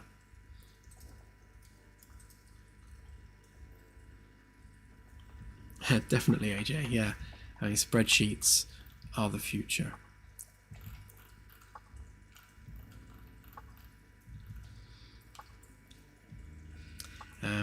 Yeah, so with everything we've done so far, I think the main issue is going to be this, and specifically this: the amount of stewards we're going to need on the night shift, so the evening shift, because of how many night shift people are there in the evening, especially if we're having a full crew complement on the night shift.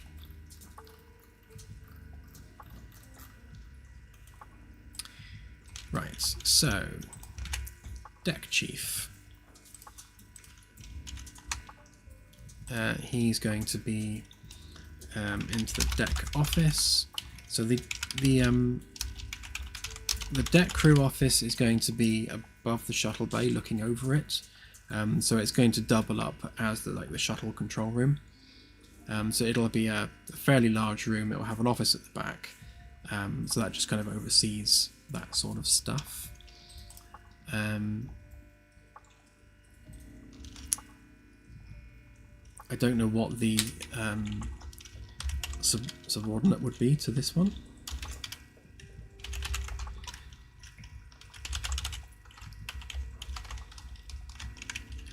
I guess second chief, third chief, call it that for now.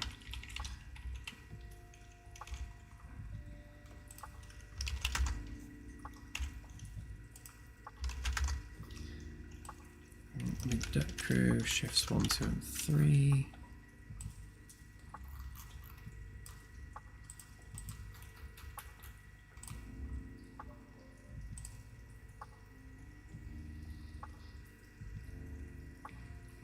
Thanks, CSI. Let's just check them. So 29. Oh yeah, that's where it is. Look.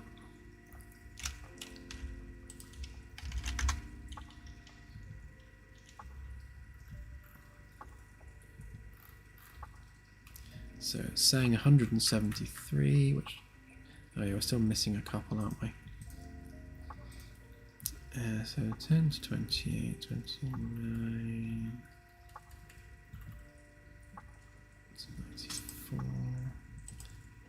6 and 7.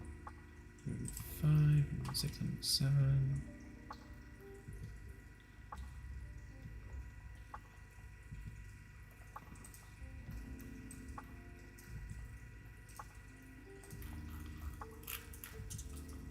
Not seeing anything specifically wrong.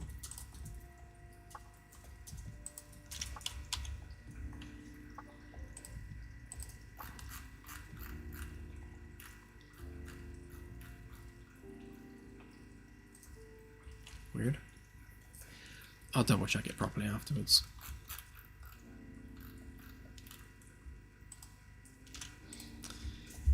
Right, so we've got the 3 shift leaders. So we're then going to have 2 in the probe room on every shift. So probe facility.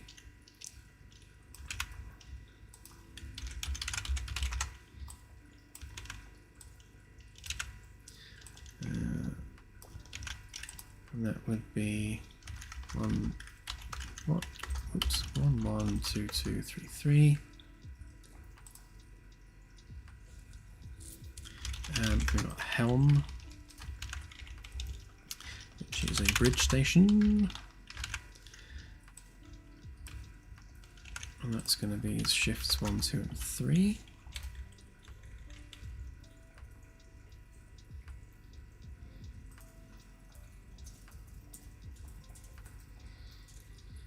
Thank you, CSI. I shall go back and fix that in a minute. Yeah, so we got deck crew handling probes, 3 helm people. Let's just say just a generic pilot. Maybe we have 2 per shift. And they can just be hanging around in the shuttle bay. They won't actually hang around in the shuttle bay. Well, we'll give them somewhere to hang around, but they're essentially on standby in case a pilot's needed. And then maybe just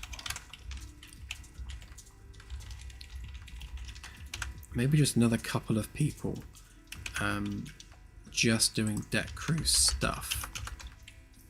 So they'll be doing maintenance on shuttles, maybe moving a bit of cargo around, and generally just doing jobs around the deck area.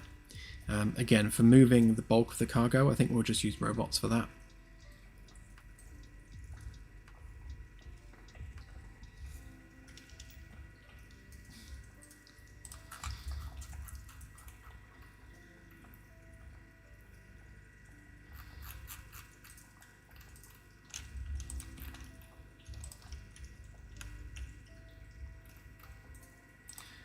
So we're seeing 196 there, and 196 there. There we go. That was the issue. Right, so that gives us 60 odd per shift, and I think tweaks aside, I think we're pretty much at our full crew complement at this point. We are short 1 science lab, so that's going to be 4 people. 6 people because of 3 shifts, but we do have slightly more crew quarters than that. We're probably at a push. We might be able to go up to even as high as 210 crew quarters, so if we need a couple of extra ones, we can squeeze them in.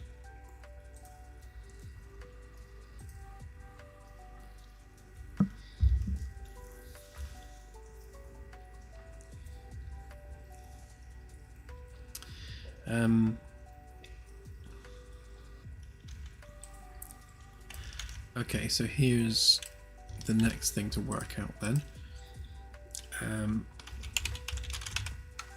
Crew quarters. So these ones are easy. So B deck, Chief Engineer will be B deck, science B deck. Chief Medical Officer, might put them down on E deck. To be decided.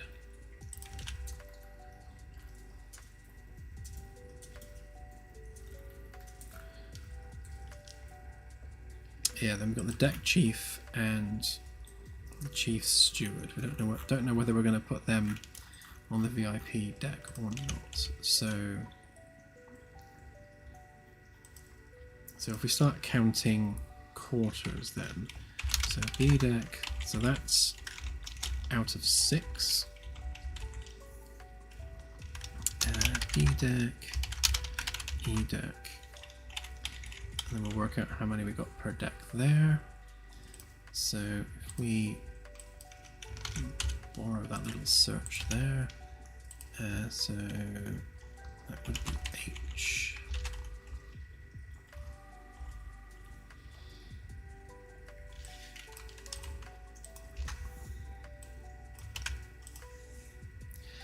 Yeah, so we're using 5 of our available B deck quarters.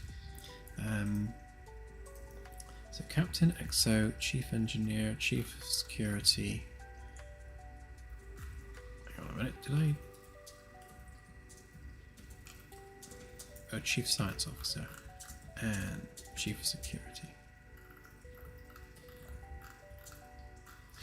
Yeah, so I think we will keep one VIP quarters spare as a guest stateroom, and then sadly the chief steward doesn't get one. Sucks to be them. Right, let's count what we've actually got.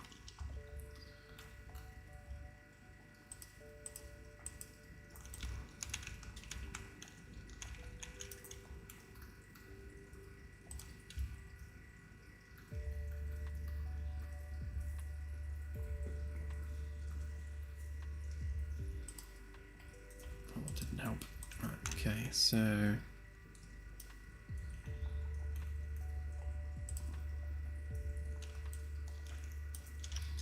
So 1, 2, 3, 4, 5, 6, 7, 8, 9, 10, 11, 12. Okay, 13, 14, 15, 16, 17, 18, 19, 20, 21, 22, 27, 28, 29, 30, 31, 32, 33, 34, 35, 36, 37, 38, 39, 40, 41, 42, 43, 44, 45, 46, 47, 48. Okay, so that's 48 on the inner 2 rings. So that's 4. Oops. No. So that's out of 48 so far. Except we know that 2 of these quarters are actually not available on E deck, on D deck rather, because of the double height astrometry lab using that space. So we'll deduct 2 from D deck from that. On this side then, because remember where I've actually drawn in crew quarters, so 1, 2, 3, 4, 5, 6, 7, 8, 9, 10, 11, 12. So that would be, tempted to say 48, but losing a couple on each side, so that's going to be 24 there. And 1, 2, 3, 4, 5, 6. That's 16. Yeah, so maybe 40.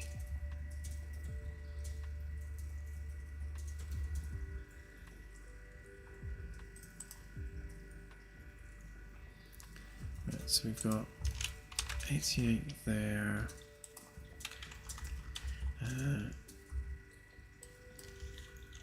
So that's 86 on that one.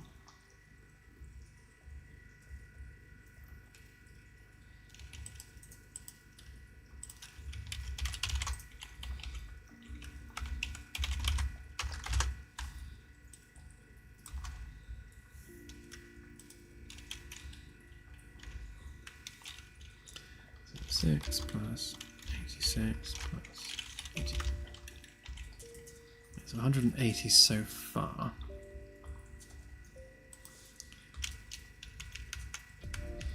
But then we've also got room around there on each deck. So if we go 1, 2, 3, 4, 5, 6.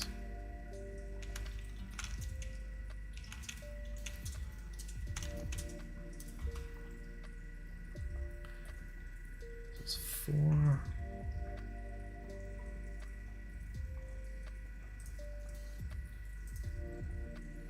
Let's discount that bit because I'll make that into this part of this room. So 4, 5, 6, 7, 8, 9, 10, 12. So that's an extra 12. So that's 12 per deck around the edges.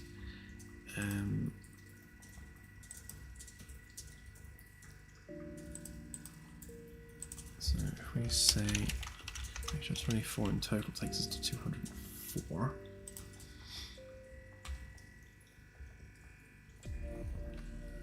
Be 98 there and 100 there. Yeah, so we've got 204 in total.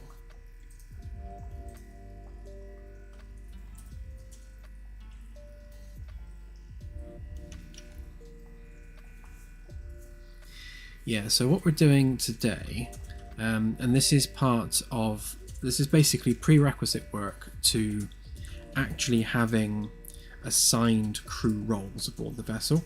Because one of the big things really about going to early access is making sure that when you join a vessel, you actually have a position aboard that ship. You're not just flagging yourself as an engineer and calling it a day. You're actually occupying a numbered crew role aboard that vessel. And that's what this is all about. So these are all the numbered crew roles, where those crew roles are positioned aboard the vessel, and what their jobs actually are.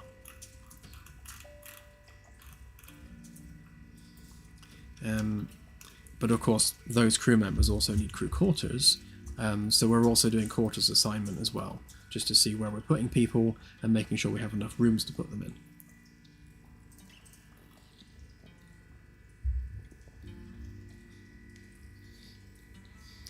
Yes, I agree, Frestus. Yeah, so we'll put all the engineers down on E deck. Again, just basically closest to their place of work.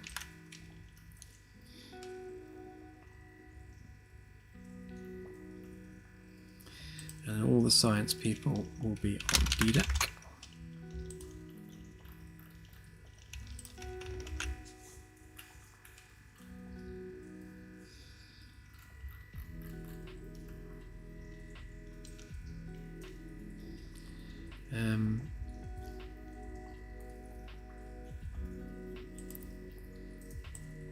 We'll stick all the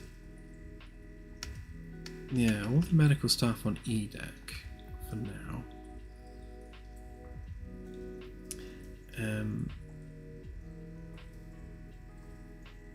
How are we doing numbers wise? So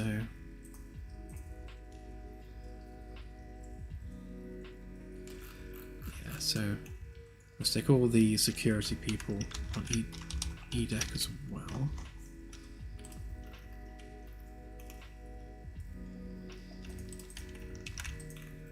Because the security officers are on E deck, so that makes sense to do that.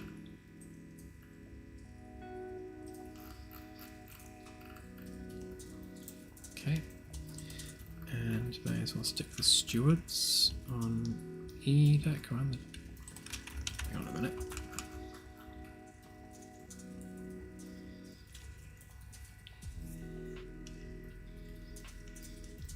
Yeah, so I might have to split some of the stewards up, maybe.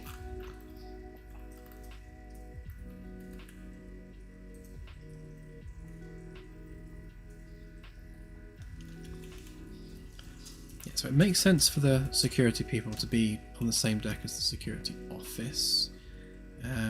Again, same with sick bay. So yeah, I think the oh yeah, the deck crew definitely need to be on E deck as well because of the shuttle bay. So yeah, so the stewards we will switch them between decks. So it doesn't really matter who goes where. These assignments in stewards aren't set. So like when the steward wakes up, they might spend that week waiting bars in the sports bar. They might spend the next week up in the VIP lounge. So they'll be, they'll be rotated around various parts of the ship. Same with the chefs. Sometimes they'll be in the crew mess, sometimes they'll be in the VIP galley. Depends on the week. So it doesn't really matter where I put them. So I think I'll just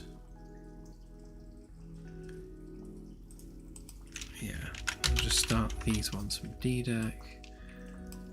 How many do I need? So save that many. 16 more. Okay. 1, 2, 3, 4, 5, 6, 7, 8, 9, 10, 11, 12, 13, 14, 15, 16.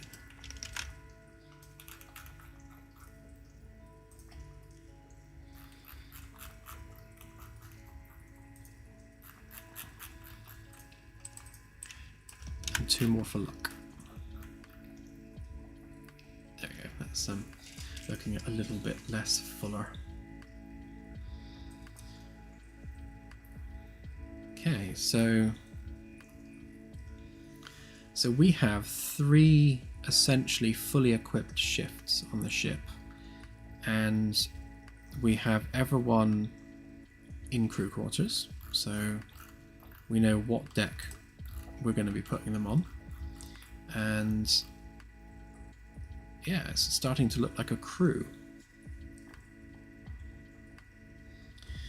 Our goal for early access is Q4 2026. So we're going to really focus on 2026 being the year of gameplay. So we're going to try and, like with this, make sure that the actual planned gameplay elements start to get implemented.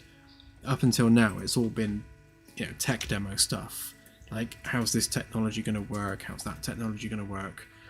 Something we've not really focused on is the gameplay stuff. So I think that's what 2026 needs to be, just getting as much gameplay as we can. So hopefully when it gets to, sort of November, December 2026, we are in a good position to put out early access and not have it suck.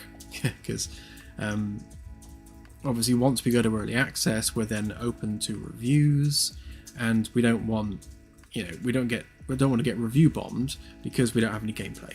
So that's the focus.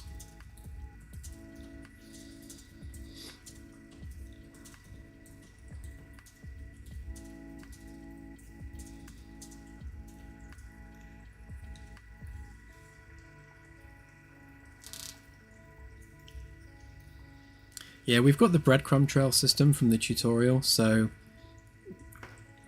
I really love the idea that when you board the ship and start a game for the first time, you go to the arrivals desk and you're given your boarding pass and a bunch of other bits and pieces, and that's where you're told your actual assigned crew quarters, and then where you are positioned aboard the ship, and then we can use the whole breadcrumb trail thing to lead you to your crew quarters, so you don't have to go actually looking for it.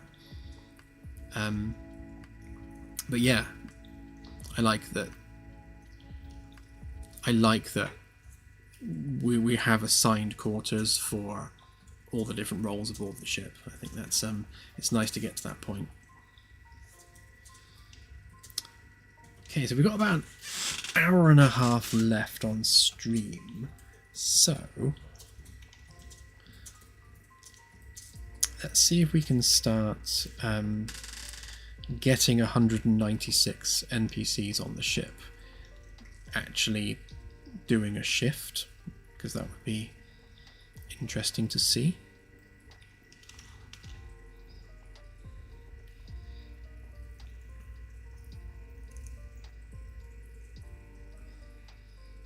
Yeah, security clearances are one that we'll add at some point. So yeah, so like if you're in the stewards department, you know, you won't be able to get through into an engineering area because you don't have clearance for that.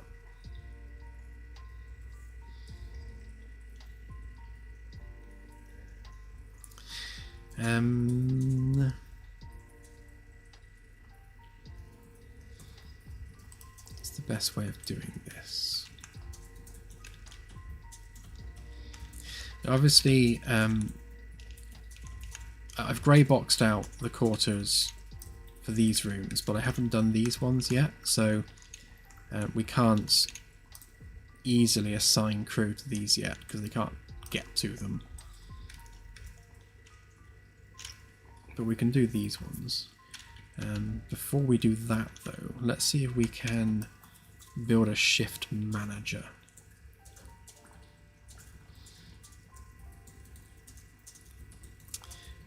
I guess the easiest way to do this is if we do we have an NPC system that I was working on? Right, let's make a shift manager.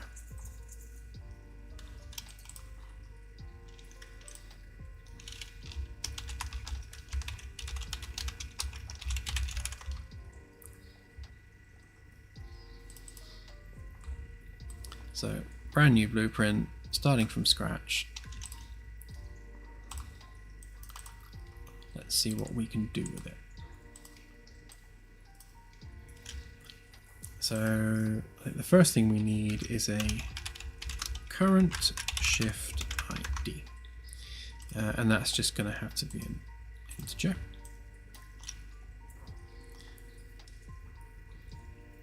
I mean, I could sexy it up and make an enum and call it morning, evening, and night shift, but I think 1, 2, and 3 will do. And then if we do, I need to convert this to the gameplay tag system at some point, but I'd have to scratch my head a bit to get that done, so we'll just use this for now. So we will call global events by name, because we can use just a generic payload for this, and then we can convert our integer to a string.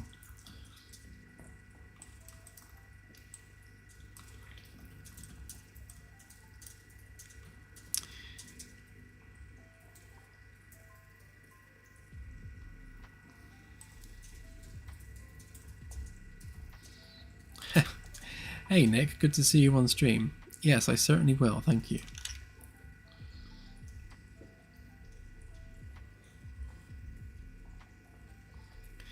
Yeah, 196 at the moment. I think we'll stick a couple more stewards in here and there. I'm worried about crew congregation on the evening shift. So we'll see what that looks like. I think it's going to get very busy in the entertainment areas. So we'll see how we manage that.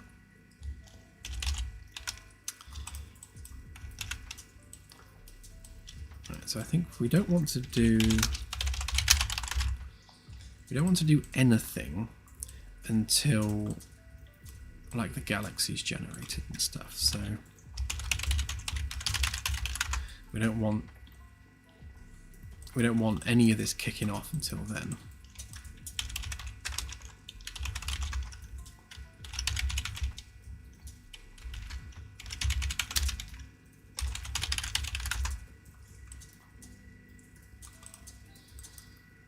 So once we've done the work of generating the galaxy in the game, then we know at that point everything's been spawned, everything's been loaded, and then we can call our first shift.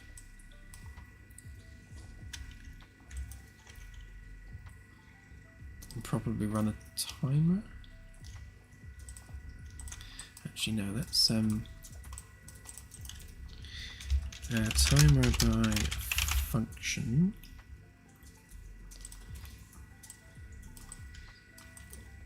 the function will be manage shift, and then this will be our shift time. Actually, let's just call it shift change. So looping maximum watts per frame, and this is going to be in seconds. So if we do 600, that's 10 minutes. So every 10 minutes, we'll do a shift change.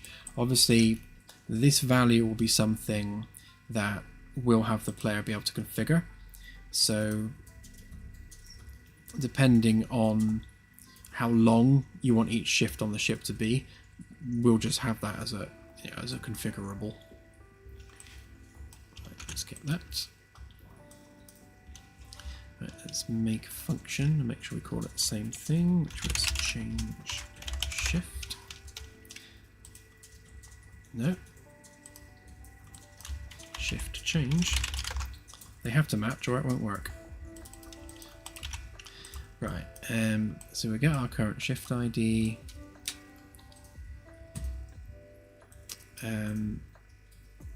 So if we default that to 0, actually, so we will add 1 to that, and then if it is greater than 3, then we will set that. We won't do that.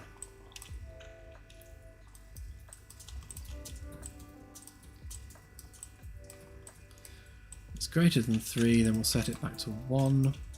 Otherwise, we'll continue. So that'll just force it to loop around every time this runs.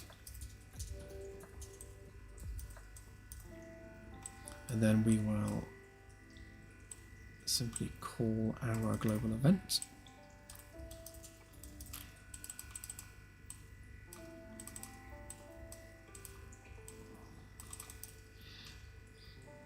Don't need a payload, and that will just go in there like so. We'll just make the integer a string, and we'll call that current shift. Okay, so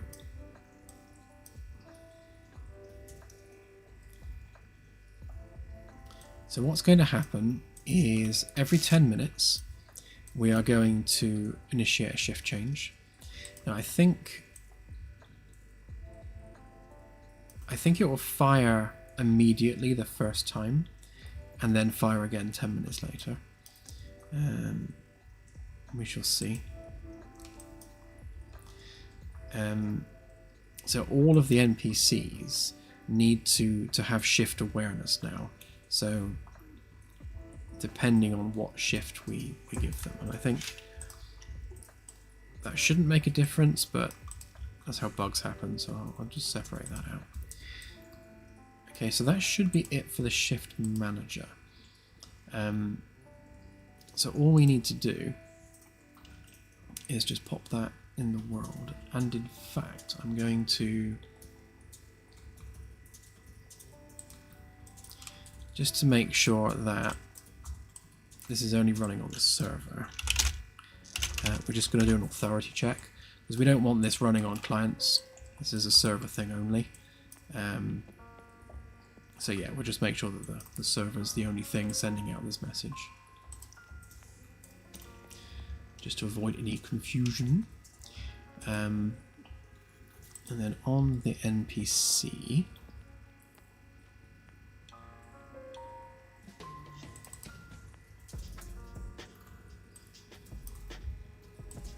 we need a couple of things on here. So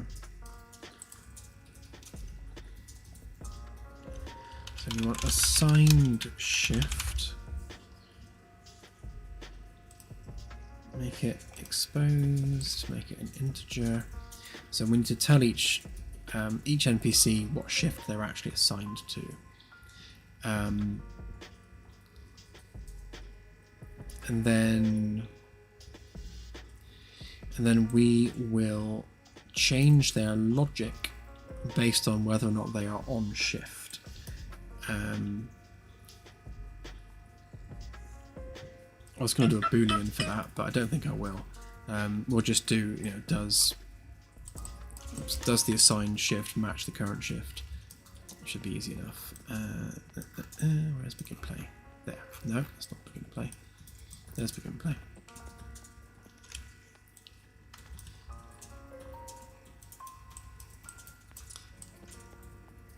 Not doing that anymore.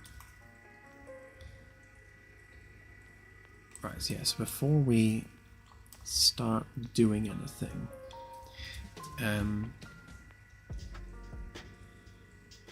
I guess we don't want to start doing anything until we've been given a shift at this point. So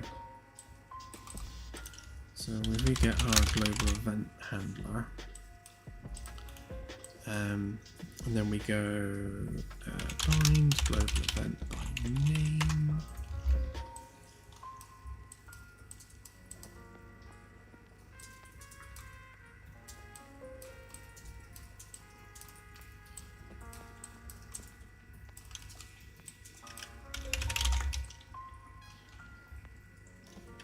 And we'll do that shift change. Right, and then we'll get our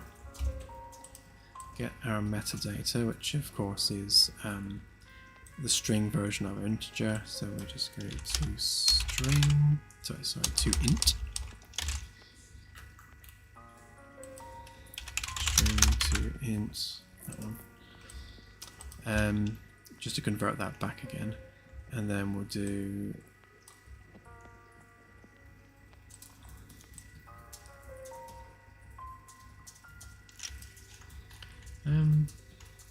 oh no, we'll do it here. We'll make another variable for it. Why not?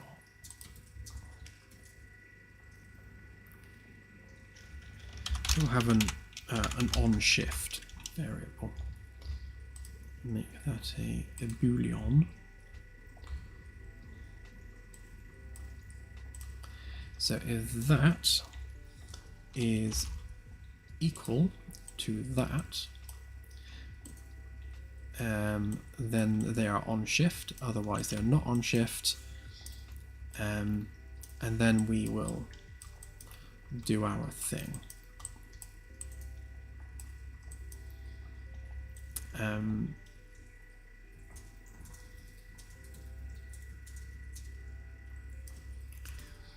The reason I had a 15-second randomness to starting is because I didn't want all the NPCs suddenly waking up at the same time, but they're going to kind of have to when the shift change happens. Although, no, I will actually. Let's retain that delay, but let's just make it smaller.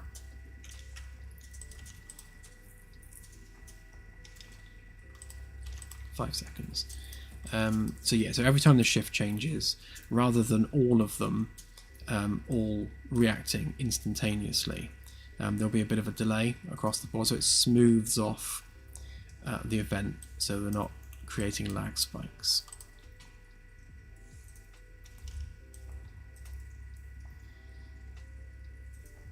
Right, and then our global event name was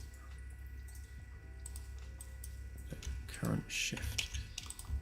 Need to make sure that we get a matching event name. What won't work?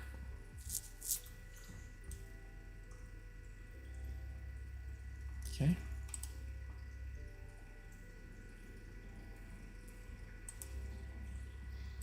Right, so that gives the NPCs shift awareness.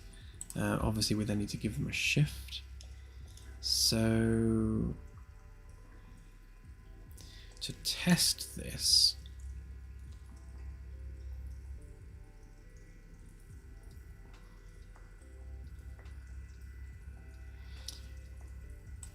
I was wondering how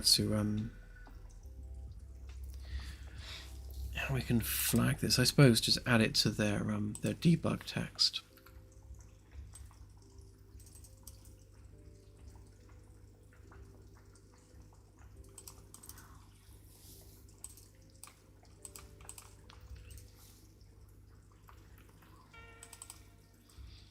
Yeah, so wherever we set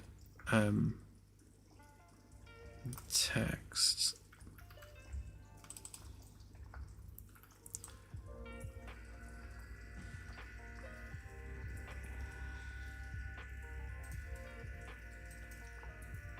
it's going to be a pain to do this every single time.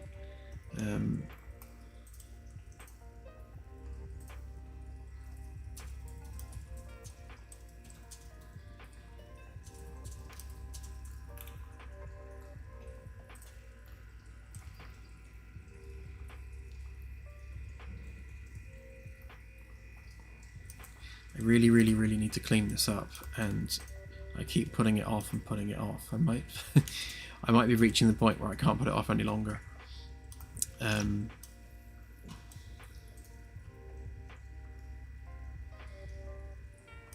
Maybe if we add an extra layer of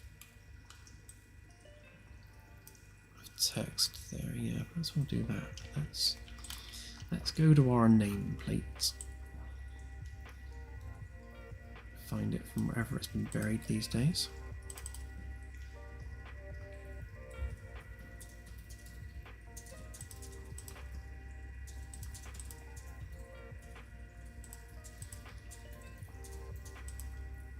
Yes, we've got our debug text there.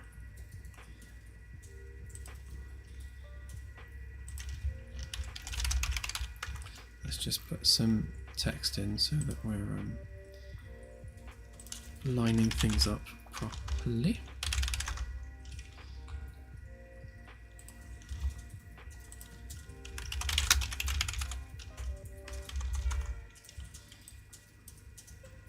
Right, now if we duplicate that,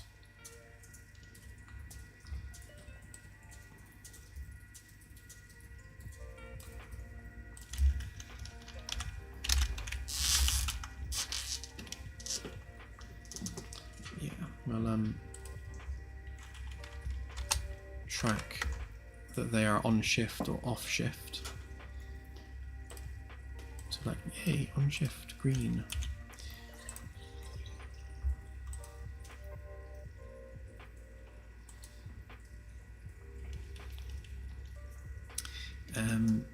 Yeah, and then we can update that text rather than trying to crowbar it into the debug text we already have. We can actually do that elsewhere. So if we grab that a minute, and then we go find our begin play, which is over here. And so before we do a thing, we just need to set the debug text, and let's give it a name. So that's shift text.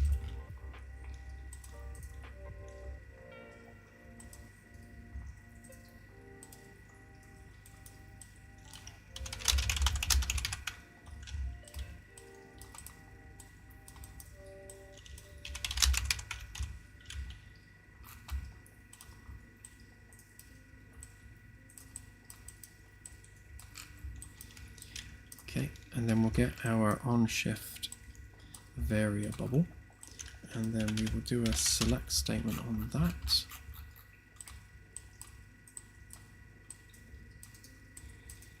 And then we are either on shift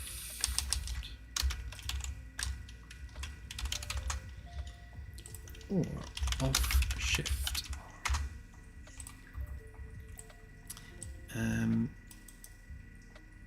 I'm wondering whether we can set.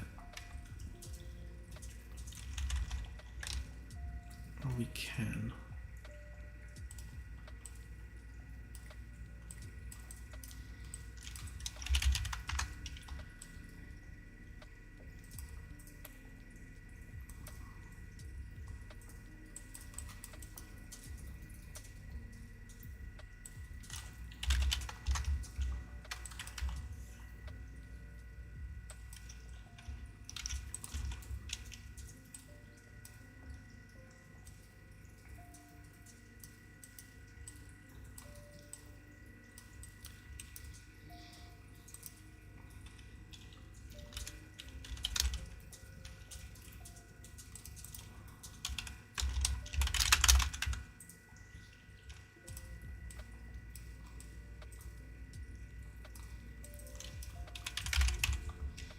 Do a select on that as well. Pop that in there.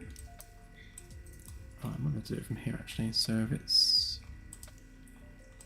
not on shift, we'll just steal the red colour.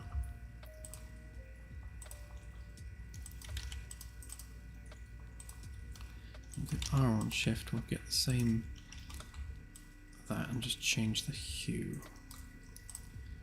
There we go. Might need to use that, but we'll see whether that works. Okay. Right, so we're setting up our debug text as required.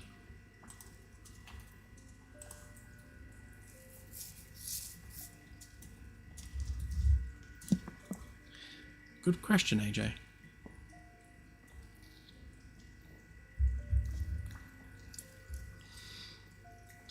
Yeah,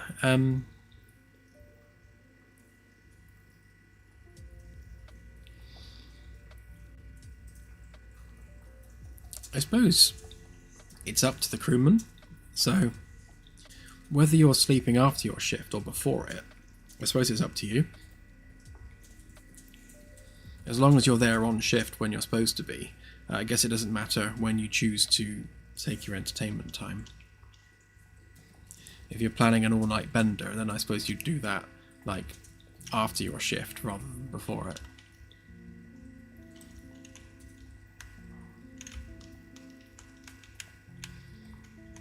Right, let's experiment with our B-deck peoples, because we've already got them doing stuff. That should already be B-deck. Yeah, them.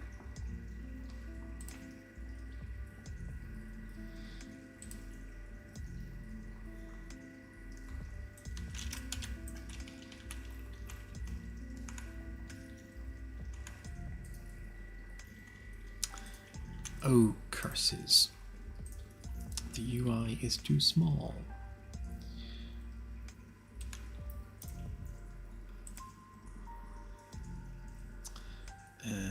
Which we need to change there. Actually, one of the optimizations I need to do is make sure that I collapse this when we're not using it, because otherwise it'll be using a render target and storing 196 like 1K render targets in VRAM. So when the NPC is out of range, I need to set that to a 1x1 pixel render target. Okay, so yeah, so if we just experiment with these.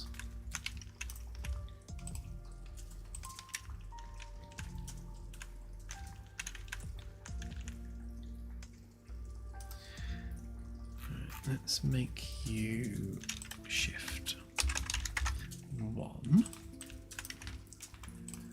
You 3 can be shift 2.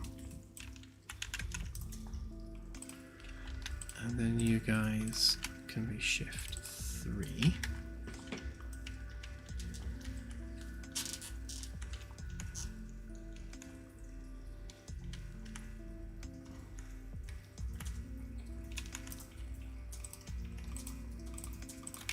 Just make sure that all of them are set to civilian.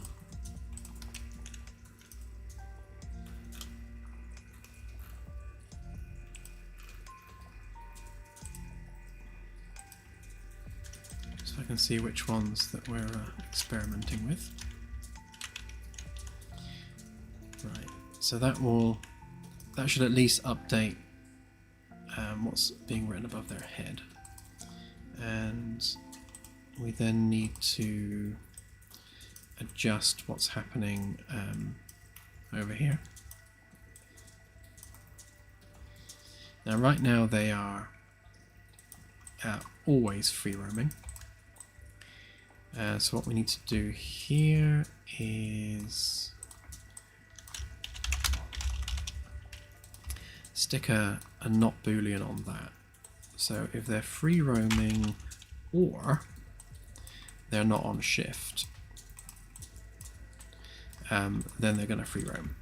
So that just means, you know, if they are on shift, then unless they're specifically set to free roam, they'll go and do shift related stuff.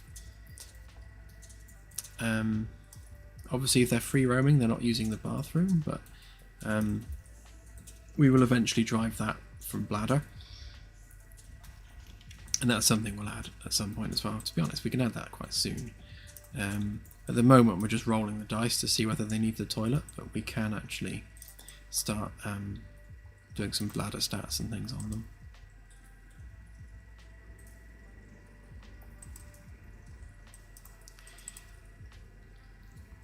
Right, let's give this a quick test and see whether or not they respond to shift changes.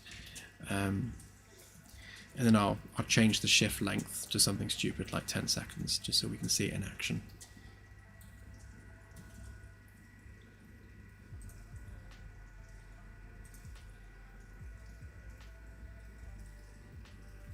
Very true, binary.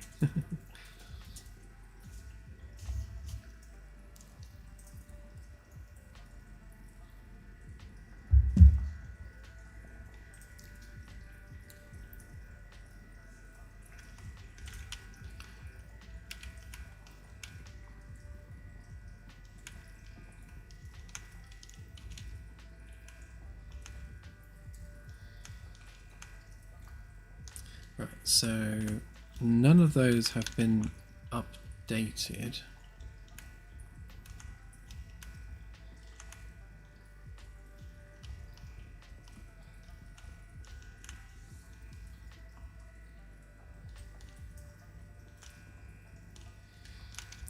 And interestingly, none of them are actually... Oh, I know why. It's because I'm an idiot. And what I didn't do is I didn't actually bring in our NPC shift manager.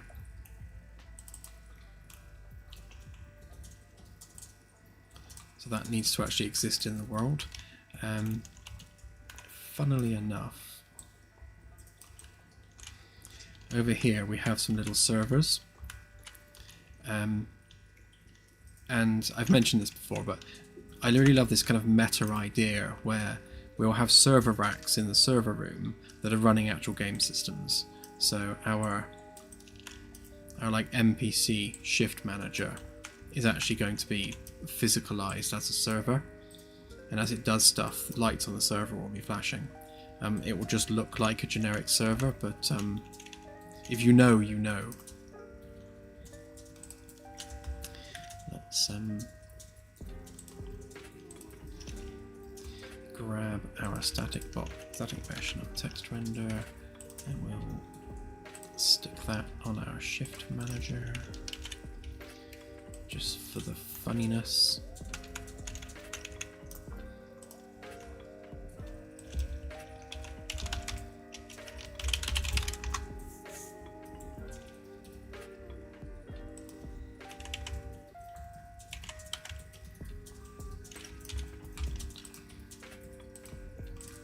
There we go. We have another server in the server room.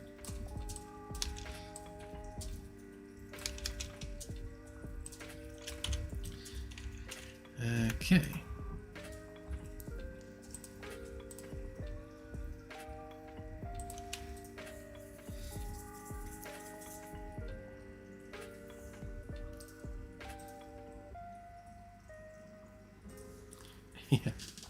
Yeah, we'll probably put like a tiny little label on it that says like Galaxy Gen and such, just so you can like see that that is actually generating the galaxy. It's a weird universe in a universe thing.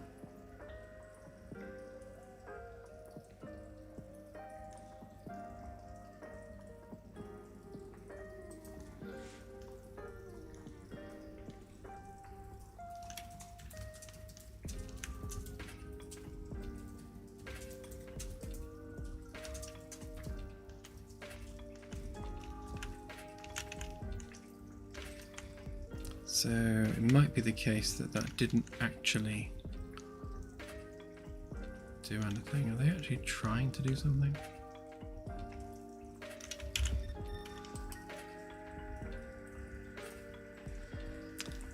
Hold on, let's make sure that we're doing all the stuff in the right order. Okay, so on begin play, we wait for the galaxy to be generated. Let's just make sure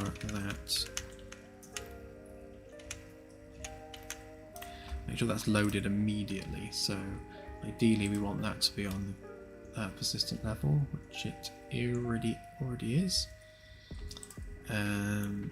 So galaxy generated, blah blah blah. We could also use loading complete.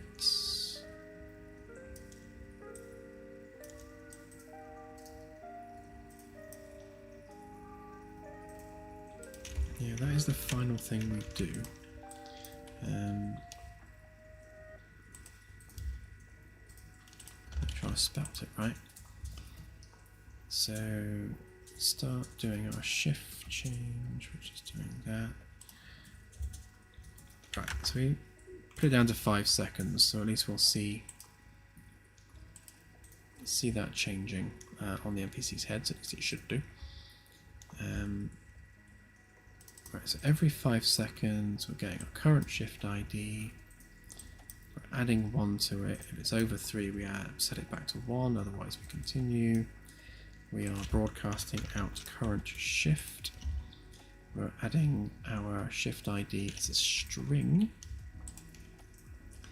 And then on here,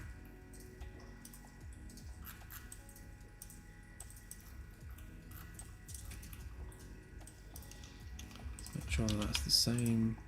Yep, so when the event is called, we take our current shift, we do that, cast to that, set some stuff, and do a thing.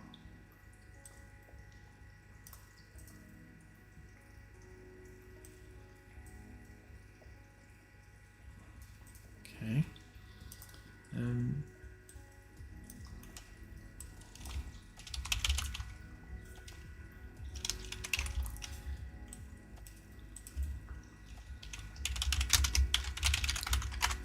They should all start spamming shift change every 5 seconds, just to confirm that that is actually happening.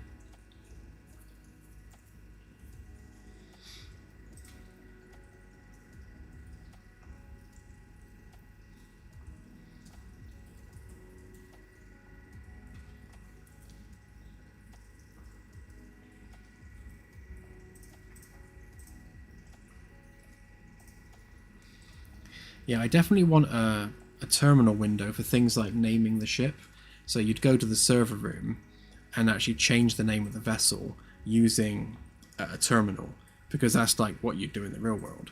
So if it was a real starship, that's the kind of place you'd go to do that. Oh, they seem happy with that.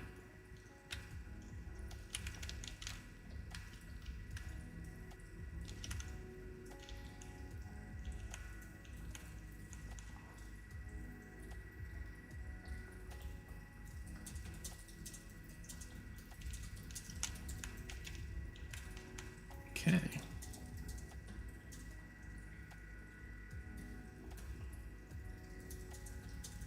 Alright, that's working. So they are going on and off shift as required.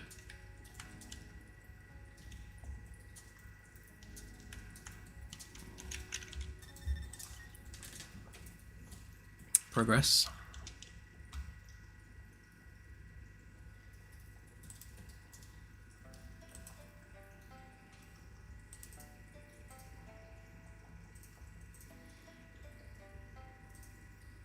So just to, I guess, answer my own curiosity, if I am setting that to 10 minutes, see, my assumption was that it would fire immediately upon setting the timer, but perhaps it waits 10 minutes before setting the timer. I just want to double check that just to see whether that's the case or not, because every day is a learning day.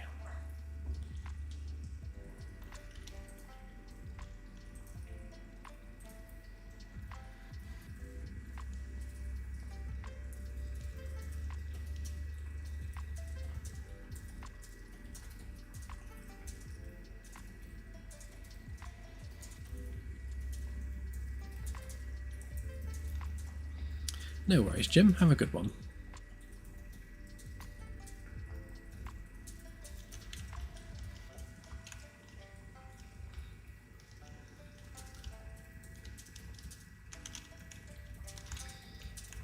Okay, yeah, so that is the case then. So the timer doesn't actually start counting until its initial loop. So that's no good. So what we need to do, very simply, we just run the function, basically.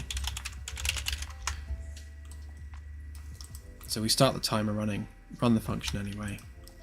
I'd rather do it the other way around, so I will.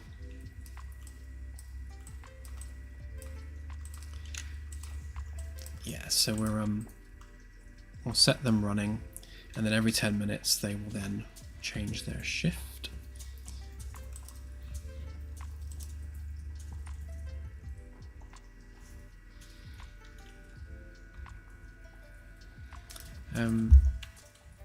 Okay, yeah, for testing purposes, let's make it 5 minutes, because I'm thinking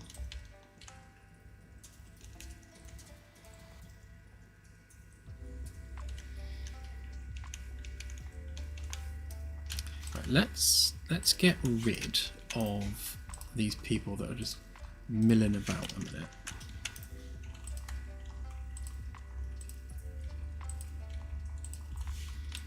Just so we've got like a clean slate on BDEC. And let's set BDEC up as our first actual test of shift. Right, so we've got you, and you. And I guess we had these two out here as well, didn't we? So them lot. Right, so they need to be shift 1.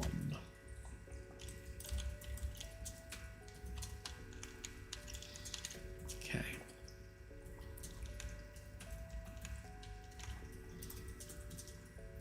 And I shall make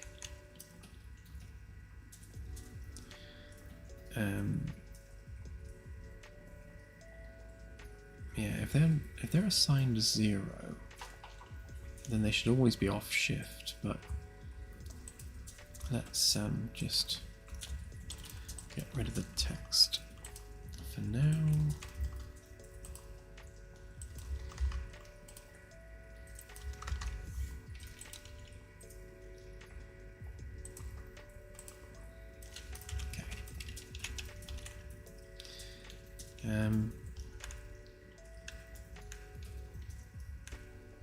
So what we need to do is we need to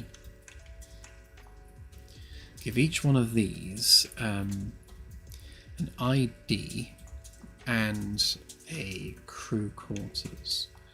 So maybe we'll use these as they are here for now. Again, just for testing purposes. How many do we have? We've got what were you doing? No, you were a test one, weren't you? So you can go actually. So we've got 1, 2, 3, 4, 5, 6. Oh, perfect, 6. So that's one per quarters.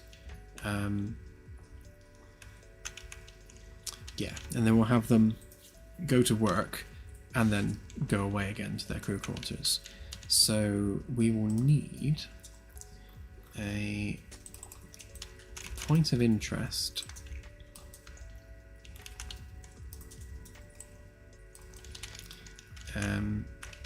and we'll need to class this as a bed.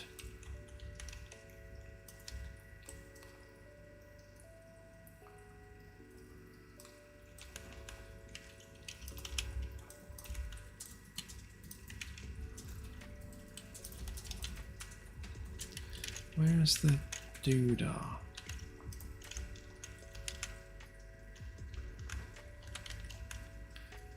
I buried it in the floor. I think I might have.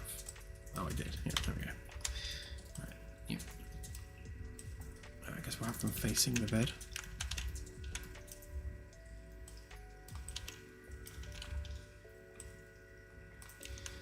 So this is where the work we did last time will really pay off, because it means that we can add additional actions. So POI types, we can add things to this like bed, and we don't need to do anything else to the game, because it will automatically just add that to the struct on game state that we set up last time. So what we'll have them do is if they're on shift, then we'll have them doing stuff on shift, and otherwise we'll have them go to bed. Just for now, just for a test. So walking to quarters, and they can sleep standing up. And the POI role is bed. And then we need to assign a crew member ID. So this is, so every object in a crew quarters will need to have a crew member ID associated with it, so they know which bed is theirs, which shower is theirs, etc., etc. So we'll just stick a crew ID on there and make that configurable. And for now, we'll just do like 1.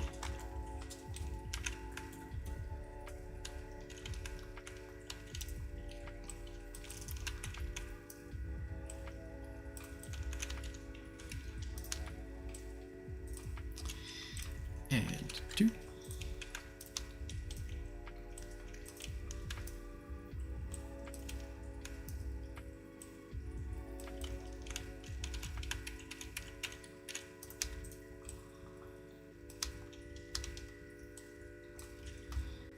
And 3.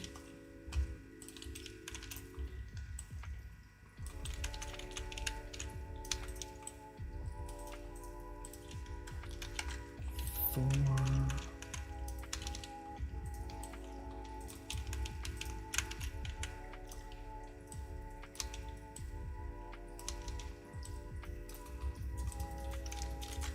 5 and 6.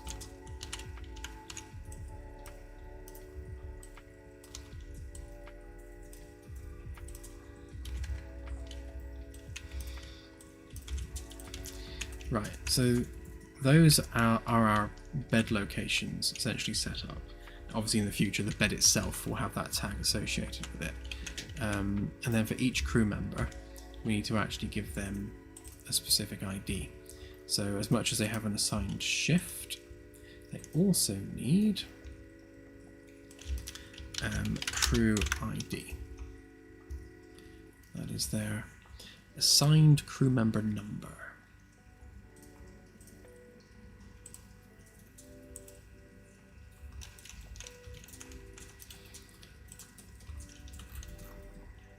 So 1, 2, 3, 4,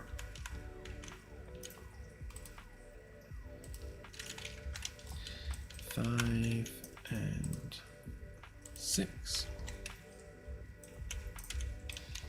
Right, so they now know which bed is theirs by virtue of their ID. So then all we have to do then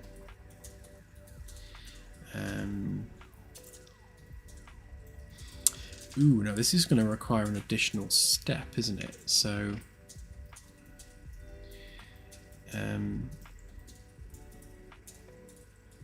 yes. So, when they are doing their main logic,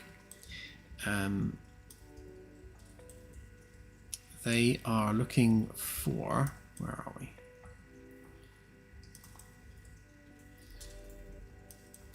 Hang on. Lost my logic. This is why I need to sort this out. Yeah, so here. So when we're finding the valid points of interest, we are simply grabbing some data from a struct. Now, what we also need to do is we need to flag whether or not this is a specific struct. So,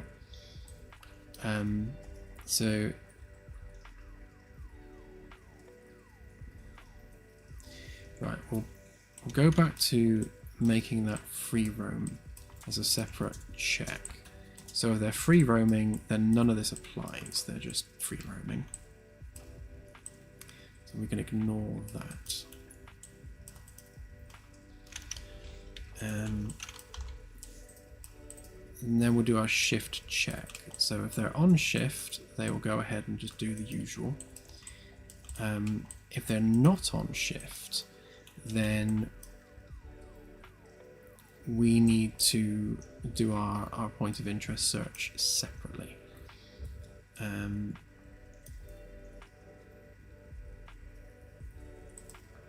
Yeah, so we'll probably need a separate macro for that.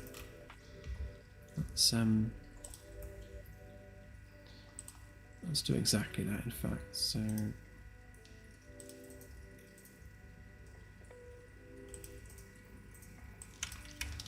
we just find valid bed.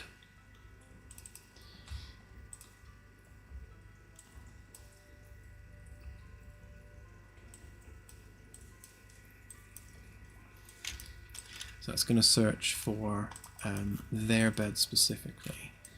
Yeah, then we want to set that and then path to it.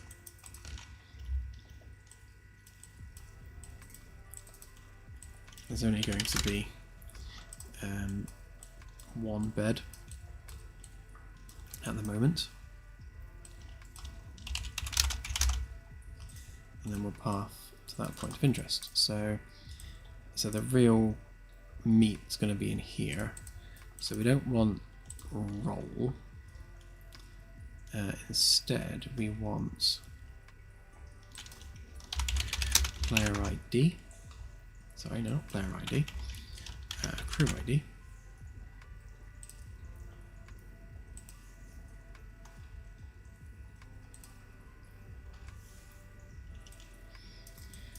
Okay, and then we need to search our struct for matching crew IDs. Now, obviously, that's not there on the struct right now. So let's borrow that into a minute. Just so if that equals our crew ID, I'll add the proper one in the sec. Then we update our valid POIs and add that to our list, and then we output that as our output. So we just need to make sure we have the right ID on there. So for each of these,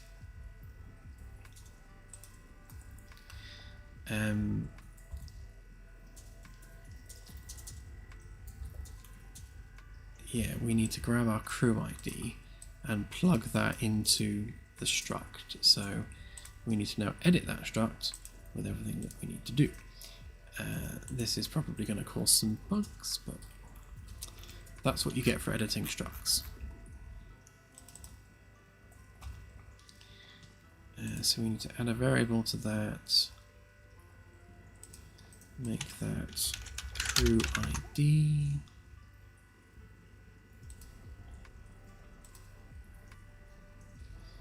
Now in the future, in fact, no, let's do it now. We won't even do it in the future, we'll do it right now. We'll assign a specific type of POI, so we're matching two things rather than just the one. So we need to make sure that we compile that. Make sure that we compile that. While we're here, we'll use that instead. Get rid of that. But, you know, we'll do that.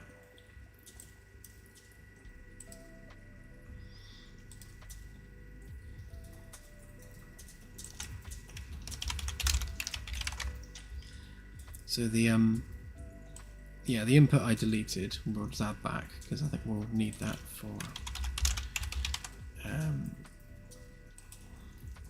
defining exactly what we're looking for. So in the future, we're not having to redo some of this work. So if that equals that, and then we want it to be an AND on there.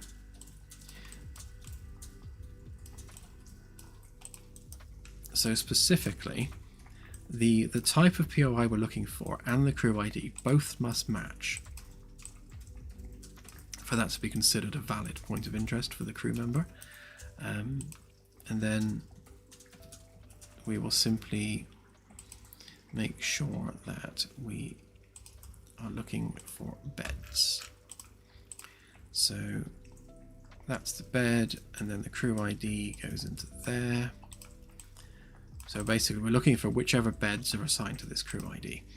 That will also in the future be, you know, wardrobe, shower, whatever else is relevant. If we're looking for something specific. In fact, let's rename the macro because it's no longer bed specific. Find valid crew POI. Because that's kind of what we're doing.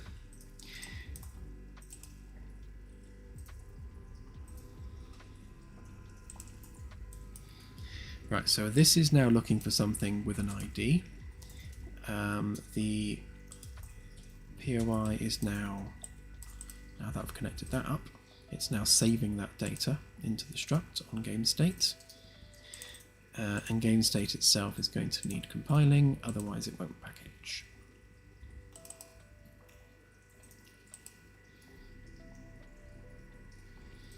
A top tip I found when editing a struct like that is if you go and look at the reference viewer for it, so that one.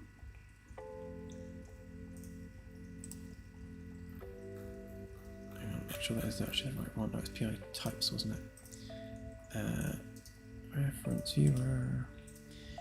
Yeah, it shows you all the different things which are referencing that. So anything that is referencing it needs to be compiled if you edit the struct, which is a bit of a pain, but that's how it works. Right, yeah, let's try it. That might already be working.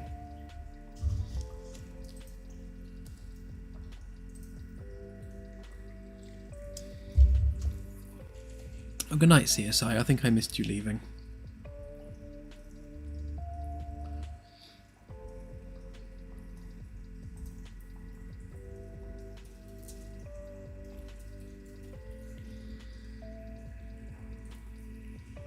Oh, and serious too. Sorry, I'm so busy coding, I'm missing people leaving the stream. But farewell and have a good one.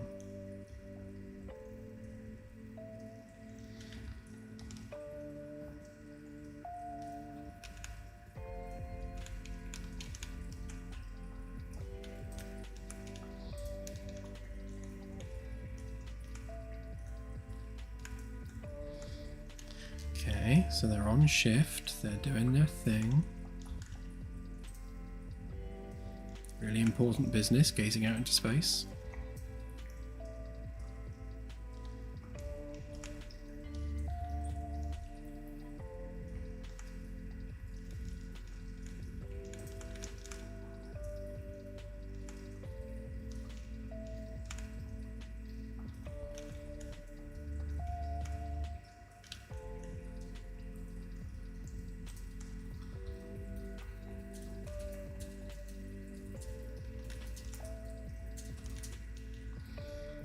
Not yet, Kaji, no. I need to find a data source for that. And then find some way of converting that into our XYZ.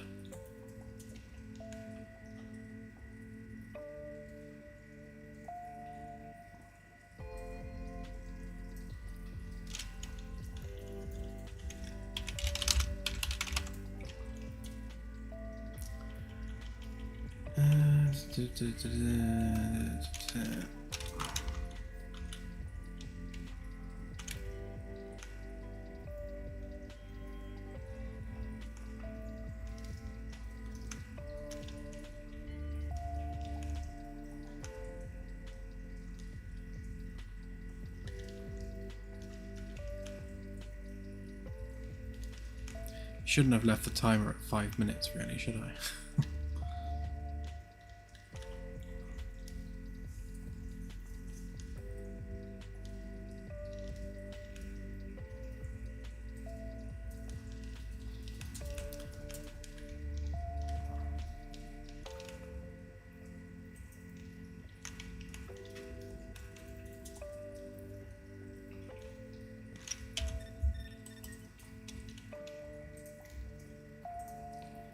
I'm just going to reset the timer because I don't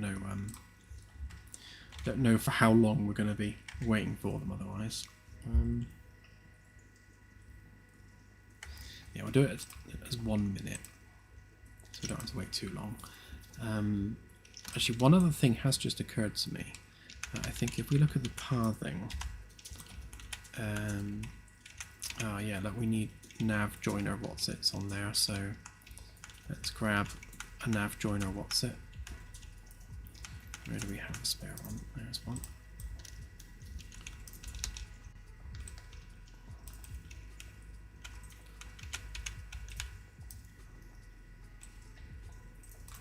Just making sure that those two nav meshes are connected.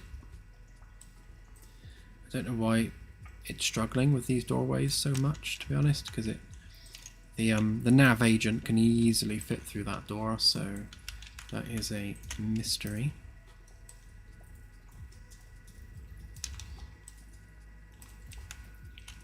I think it just has to be touching the nav mesh each side.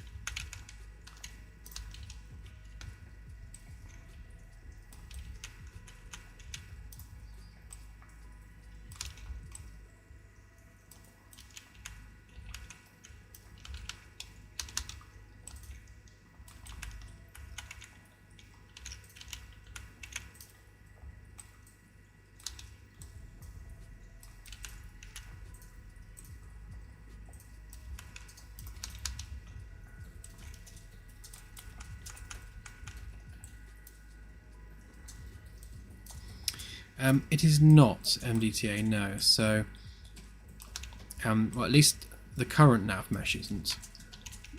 You can actually make the NPC's path dynamically, but at the moment they're just pathing across a static mesh, so they don't know whether a door's open or closed until they get to it.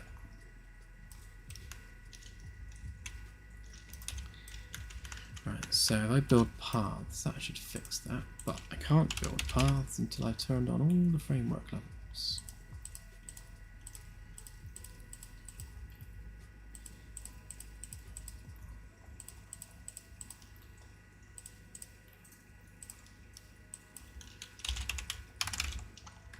Interior.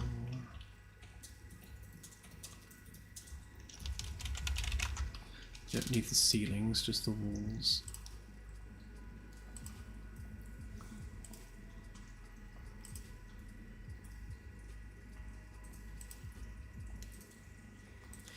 Right. So if we build paths now, it's It's going to moan a bit because a lot of levels are not loaded, but we don't need them for pathing, so that's fine. And now it's created our nav link.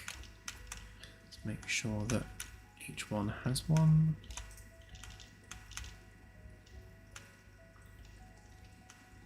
Yeah, that's good. Right, so they should now be able to path to their points of interest. Just had a thought. This one's probably set to free roam. Yeah, so their assigned role should actually be. I'll put them on bridge crew tactical, but they're not actually bridge crew tactical. And then we'll just set one of these up for them. Make sure I'm still on BDEC NPC. Right, so we'll make it so that they are allowed to walk to this chair. And we don't need to worry about an ID because they're just doing their job.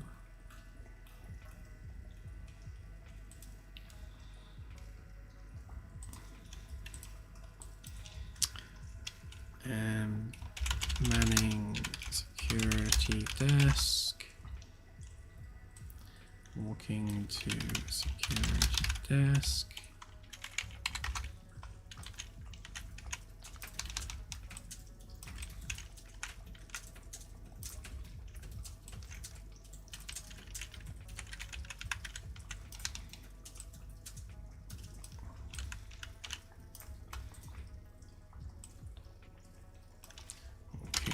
Stairwell. Checking stairwell.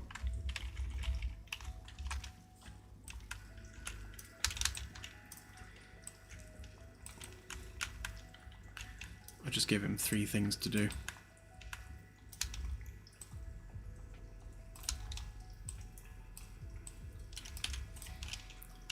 Just otherwise he'll free roam the whole time. Right.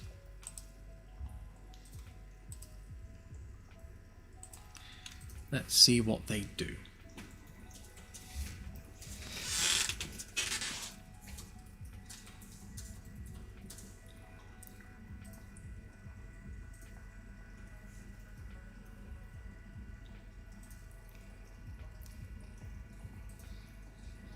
Yeah, you can actually attach nav invokers to the NPCs themselves, so they kind of generate the nav mesh as they go. My concern is that there's 200 of them, so that might actually murder the CPU. But we'll try it and see.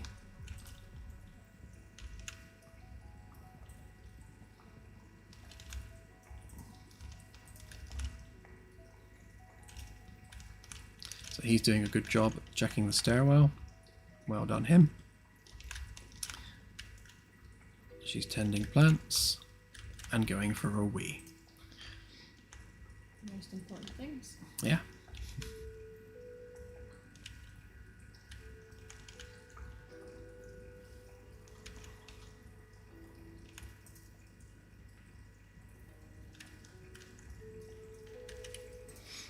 So I set the shift to 60 seconds, so after 1 minute they should change.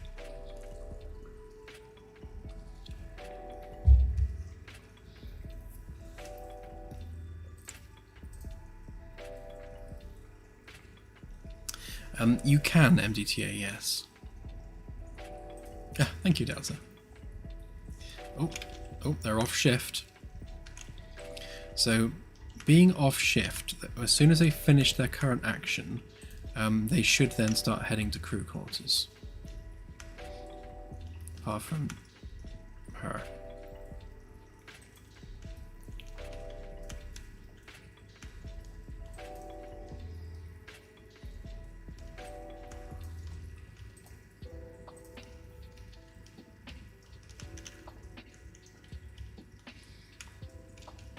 So I think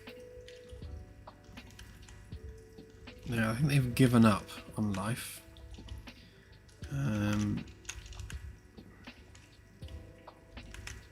Yeah, so okay.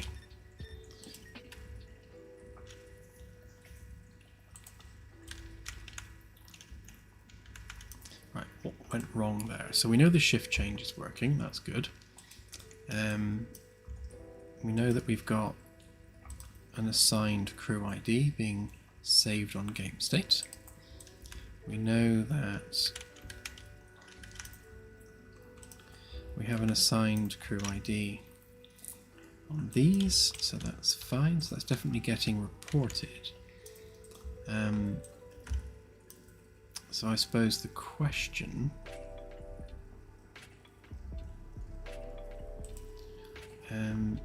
is this finding anything? So we are definitely giving them a crew ID, so we'd have a number to match against.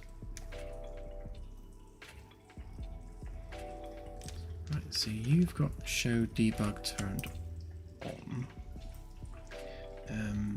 So let's make use of that.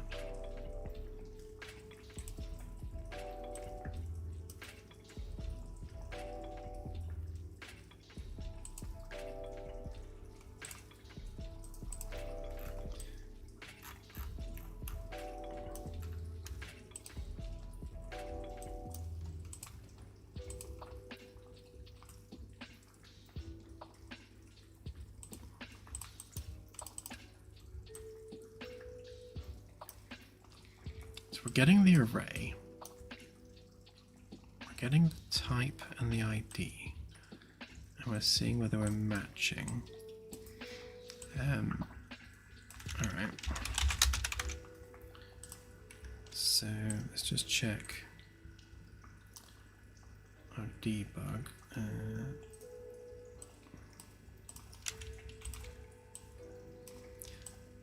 I don't want all of them spamming this, so we just want this one guy doing it.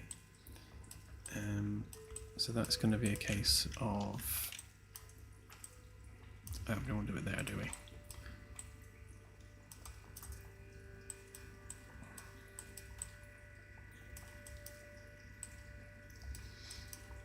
Right, so show debug.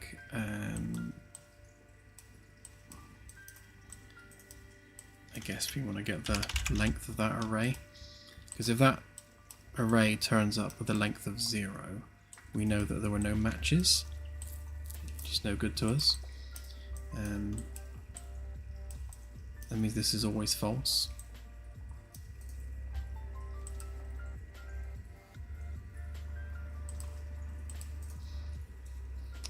So we're definitely choosing type bed, and we're definitely choosing type bed.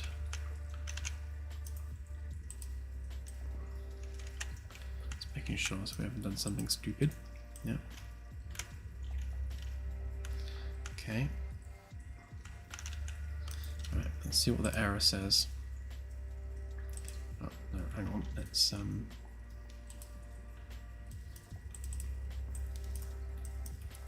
make that actually last a length of time, otherwise we'll miss it.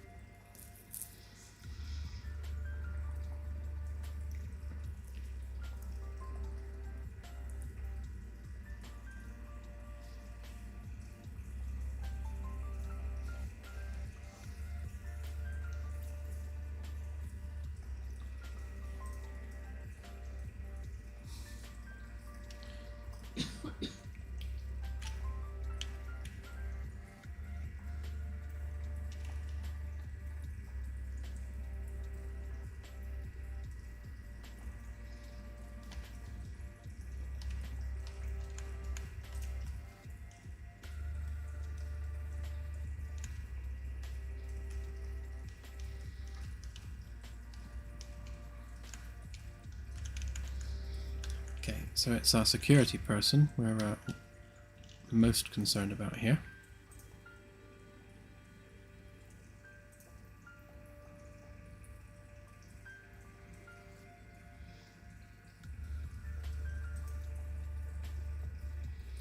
Diligently checking the stairwells.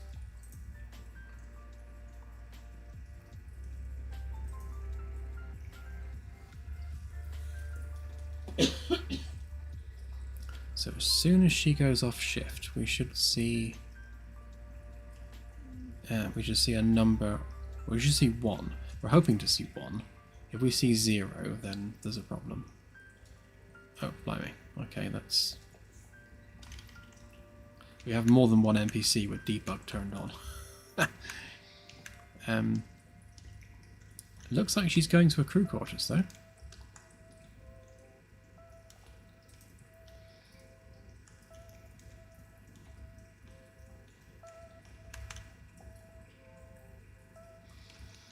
Okay, well that worked. Do we have any more? We should have...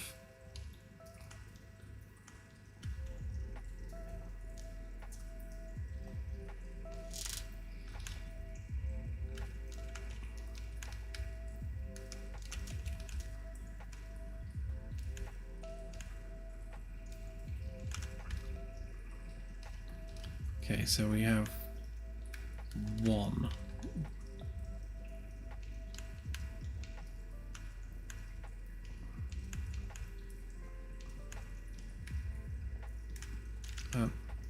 Oh, same one.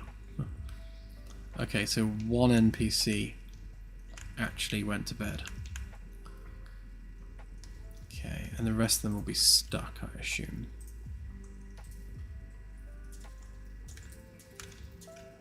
Or just like really confused. Her name's kind of fitting really for her behavior.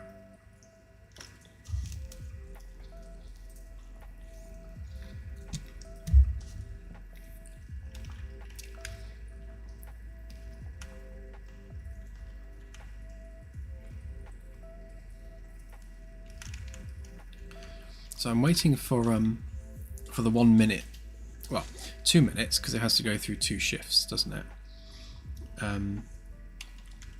So we should see them go back on shift. Okay, and there they go.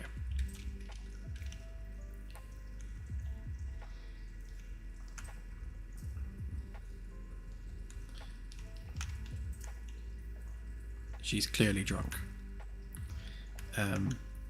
But she seems to be working again, so that's good.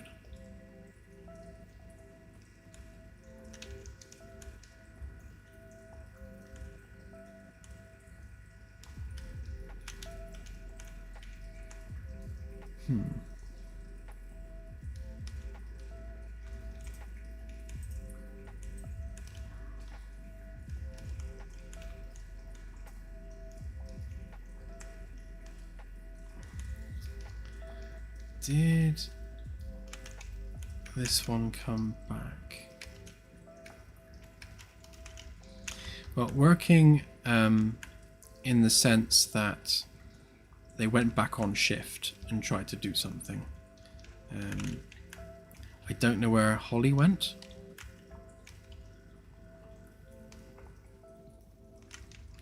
Ah, there's Holly, who is now back off shift again.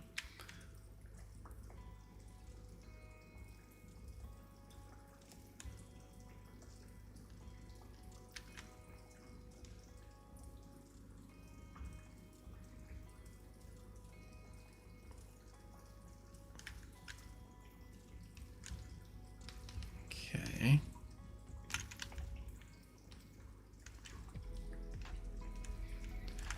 Okay, so is Felicity going to bed? That's the question.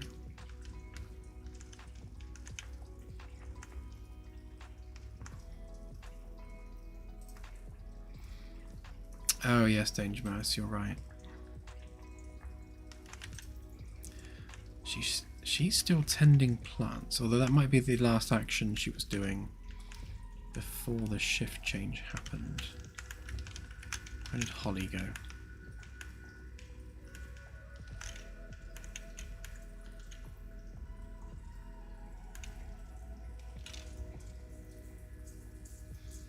So as soon as those 2 minutes are up and she goes back on shift, she should head straight to the security desk again.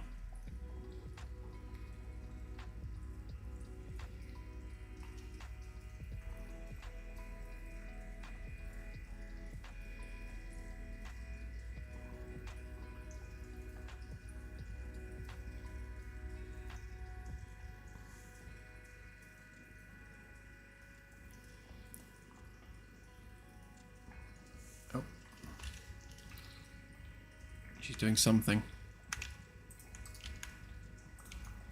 Okay, so she's flagged herself as being on shift.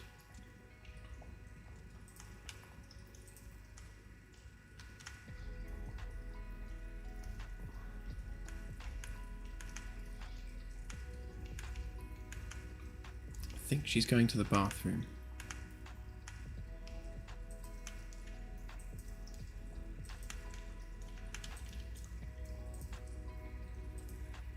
Okay, yeah, that is an on-shift action, so that's good. Yeah, the NPC points of interest actually do tell them which way to face, but it's not always obeyed, as you can tell. I mean, she's obeyed it because I told them to face that way. What about the other ones? Yeah, so she's properly printing food. So now that she's off shift,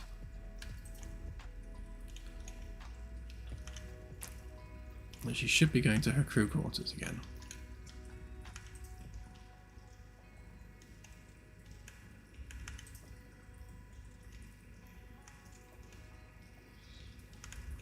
Or she's just heading off to one of the bathrooms on C deck, which I think is the case. Or even worse, F deck.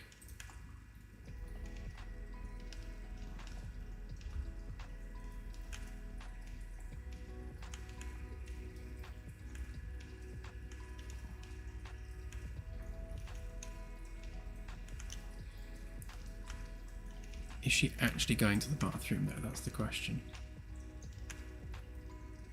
She's definitely heading in the right direction for it.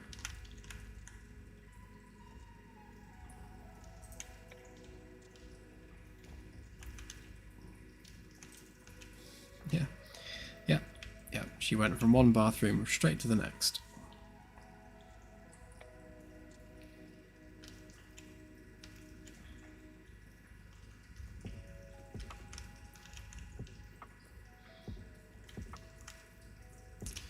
Right. Okay.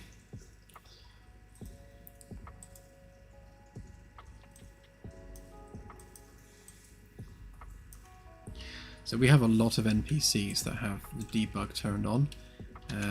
So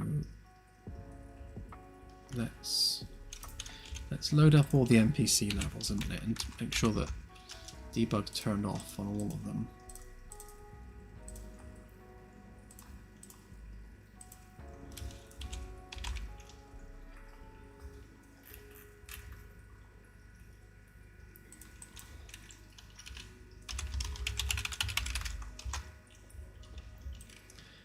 Should be all the NPCs scattered throughout the ship.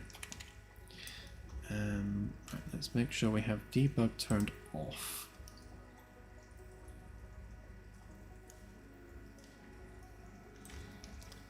Okay, and then we only want debug turned on. Oh, camera, come on.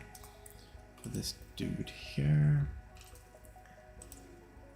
Right, so we'll get a clearer picture of what is actually happening. And to speed the whole process up, let's change our shift pattern. So we'll do a 30-second shift, and we will change that to 2. So they'll only go on and off shift. They won't go for a third shift.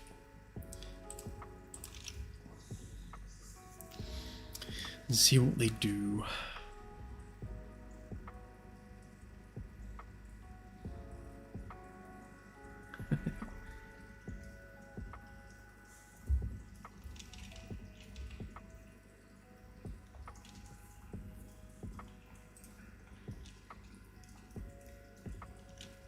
We'll provide appropriately sized squat buckets for the ladies aboard the ship.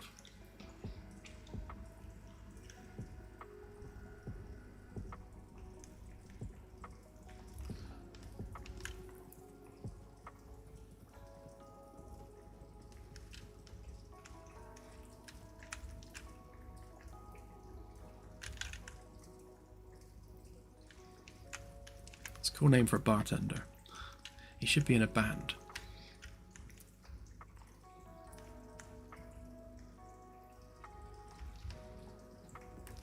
Okay, but specifically, the one we want isn't here. So they're getting 14.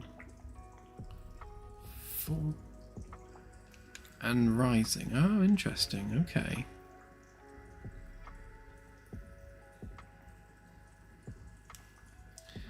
Why are they getting so many points of interest?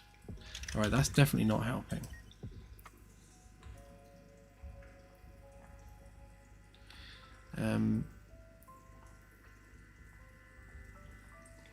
Right, okay, so let's make sure we're only adding unique entries to the array, so these should be exact each time, just so we don't get any duplicates in the array. And then on the NPC, we are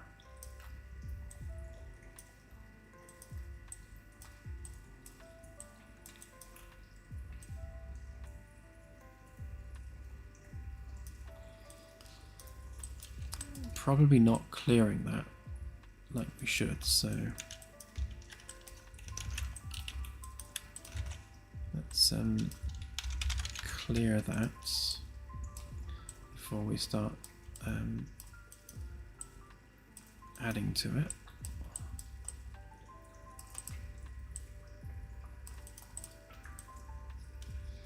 Just so we're not like increasing that every single time we run the macro. So that should only ever say 1 for one matching location.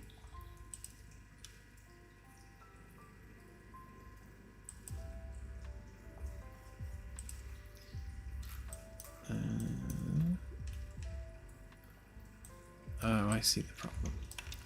Right, it's because we weren't clearing it there, although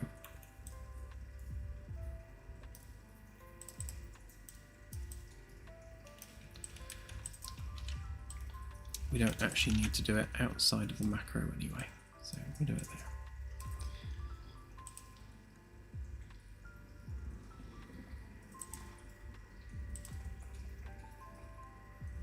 Right, this time it should say 11111 every single time. Oh, good night, Binary. Have a good one.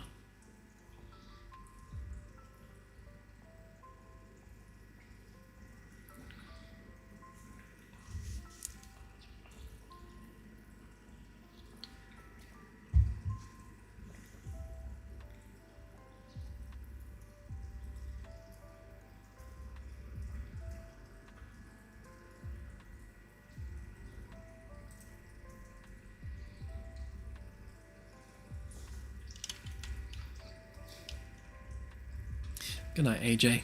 Have a good one. I'll be calling it quits myself soon. I'm just to make sure that these guys behave, and then I shall end the stream.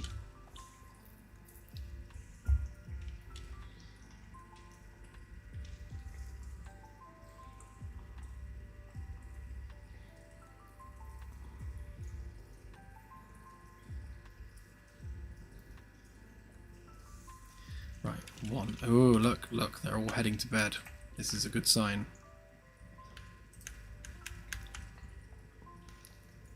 But ignore their aborted paths. Yes, C0 it is. Okay, so she can't get over the thing there, that's fine. Oh, and they're on shift again.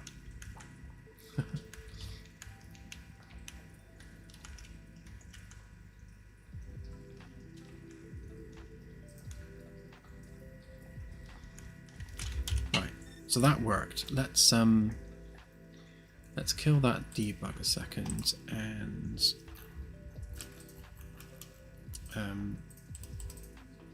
yeah, kill the debug, and we can set the timer back to the correct time.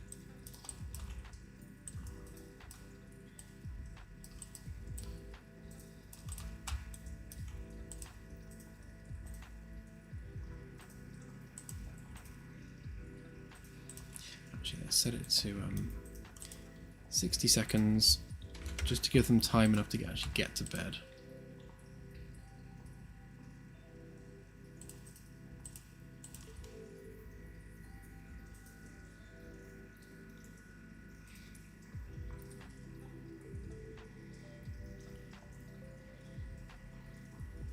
Pleased to hear it, Sophie.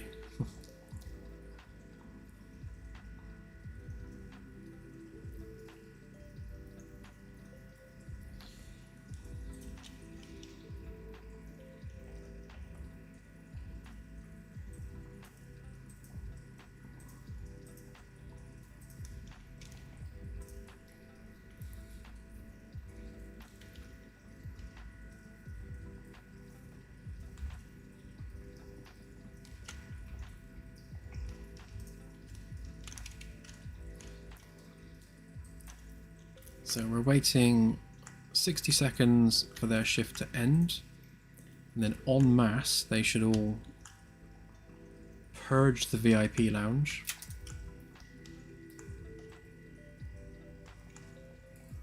Oh, she's just roaming.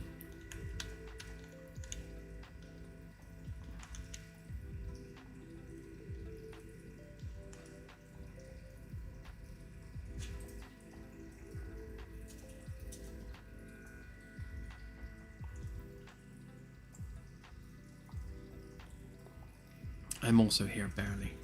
Are you sure? Barely.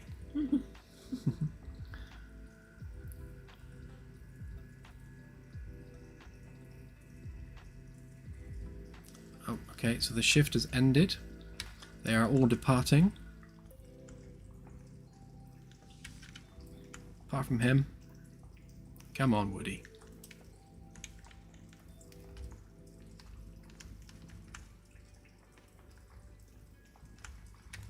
They all seem to be going to separate crew quarters. Yep, she's off to bed. Alright, we got a nav mesh issue with that door. That's fine. And that door. Yeah, we're going to have some nav mesh issues with this, by the looks of things. He's also having nav mesh issues. Oh no, he's got over it. Oh yeah, she got over it.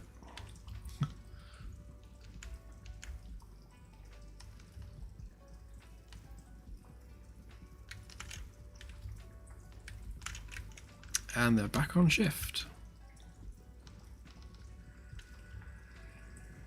So they should now all come piling out of their rooms and going back to work.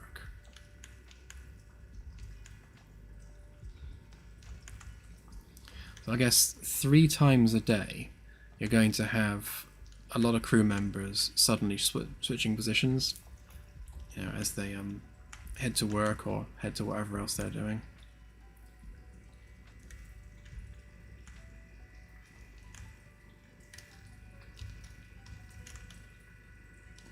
I think I'll remove some of the more granular debug because as much as it says pathing aborted, she's still going to where she's supposed to go, so yeah, so she was still going to her actual destination.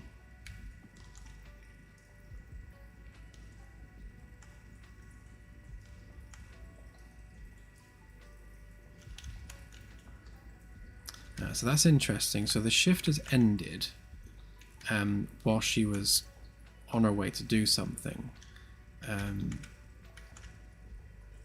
Interesting. She's sleeping at the cooker.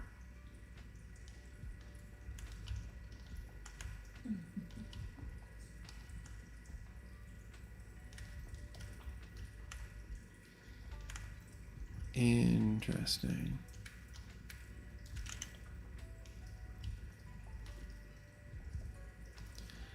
Okay, so the shift rotation worked once, and then they forgot all about it. What I might have them do is cache. Yeah, I will actually. I'll have them cache their like bed location and everything when they're spawned on the ship. So they'll do a search and say, right, I know which actor is my bed, I know which actor is my wardrobe, and have those stored separately. And then they don't need to search for it every time. They've already got a hard reference to locations that matter to them.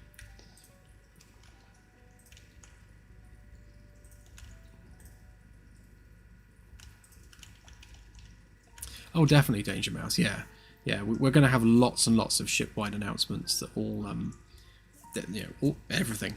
The ship going to FTL, the ship dropping out of FTL, arriving on a planet, and there's lots and lots of announcements we'll have on the ship. And we'll just have the ship's computer doing that. So when it goes to, like, it is now the night shift, something like that. We'll do lots of stuff like that. Okay, well, I think we made progress there. We've got somewhere. I'll probably go ahead and copy paste the spreadsheet I've done onto the wiki page, just so that we can see where we're at so far with the crew roster. It's nice to get that roster kind of fleshed out. And yeah, we're starting to see some actual shift work on the ship. So yeah, we're another step closer to being a proper crew on a proper ship, which is always a good thing. And she made it through the door, so hurrah for that. Yeah, not a bad shout, Danger Mouse. Yeah. Okay, so have a good one, everyone, and I shall see you on the next stream, which will be Sunday. Right, see you then. Bye!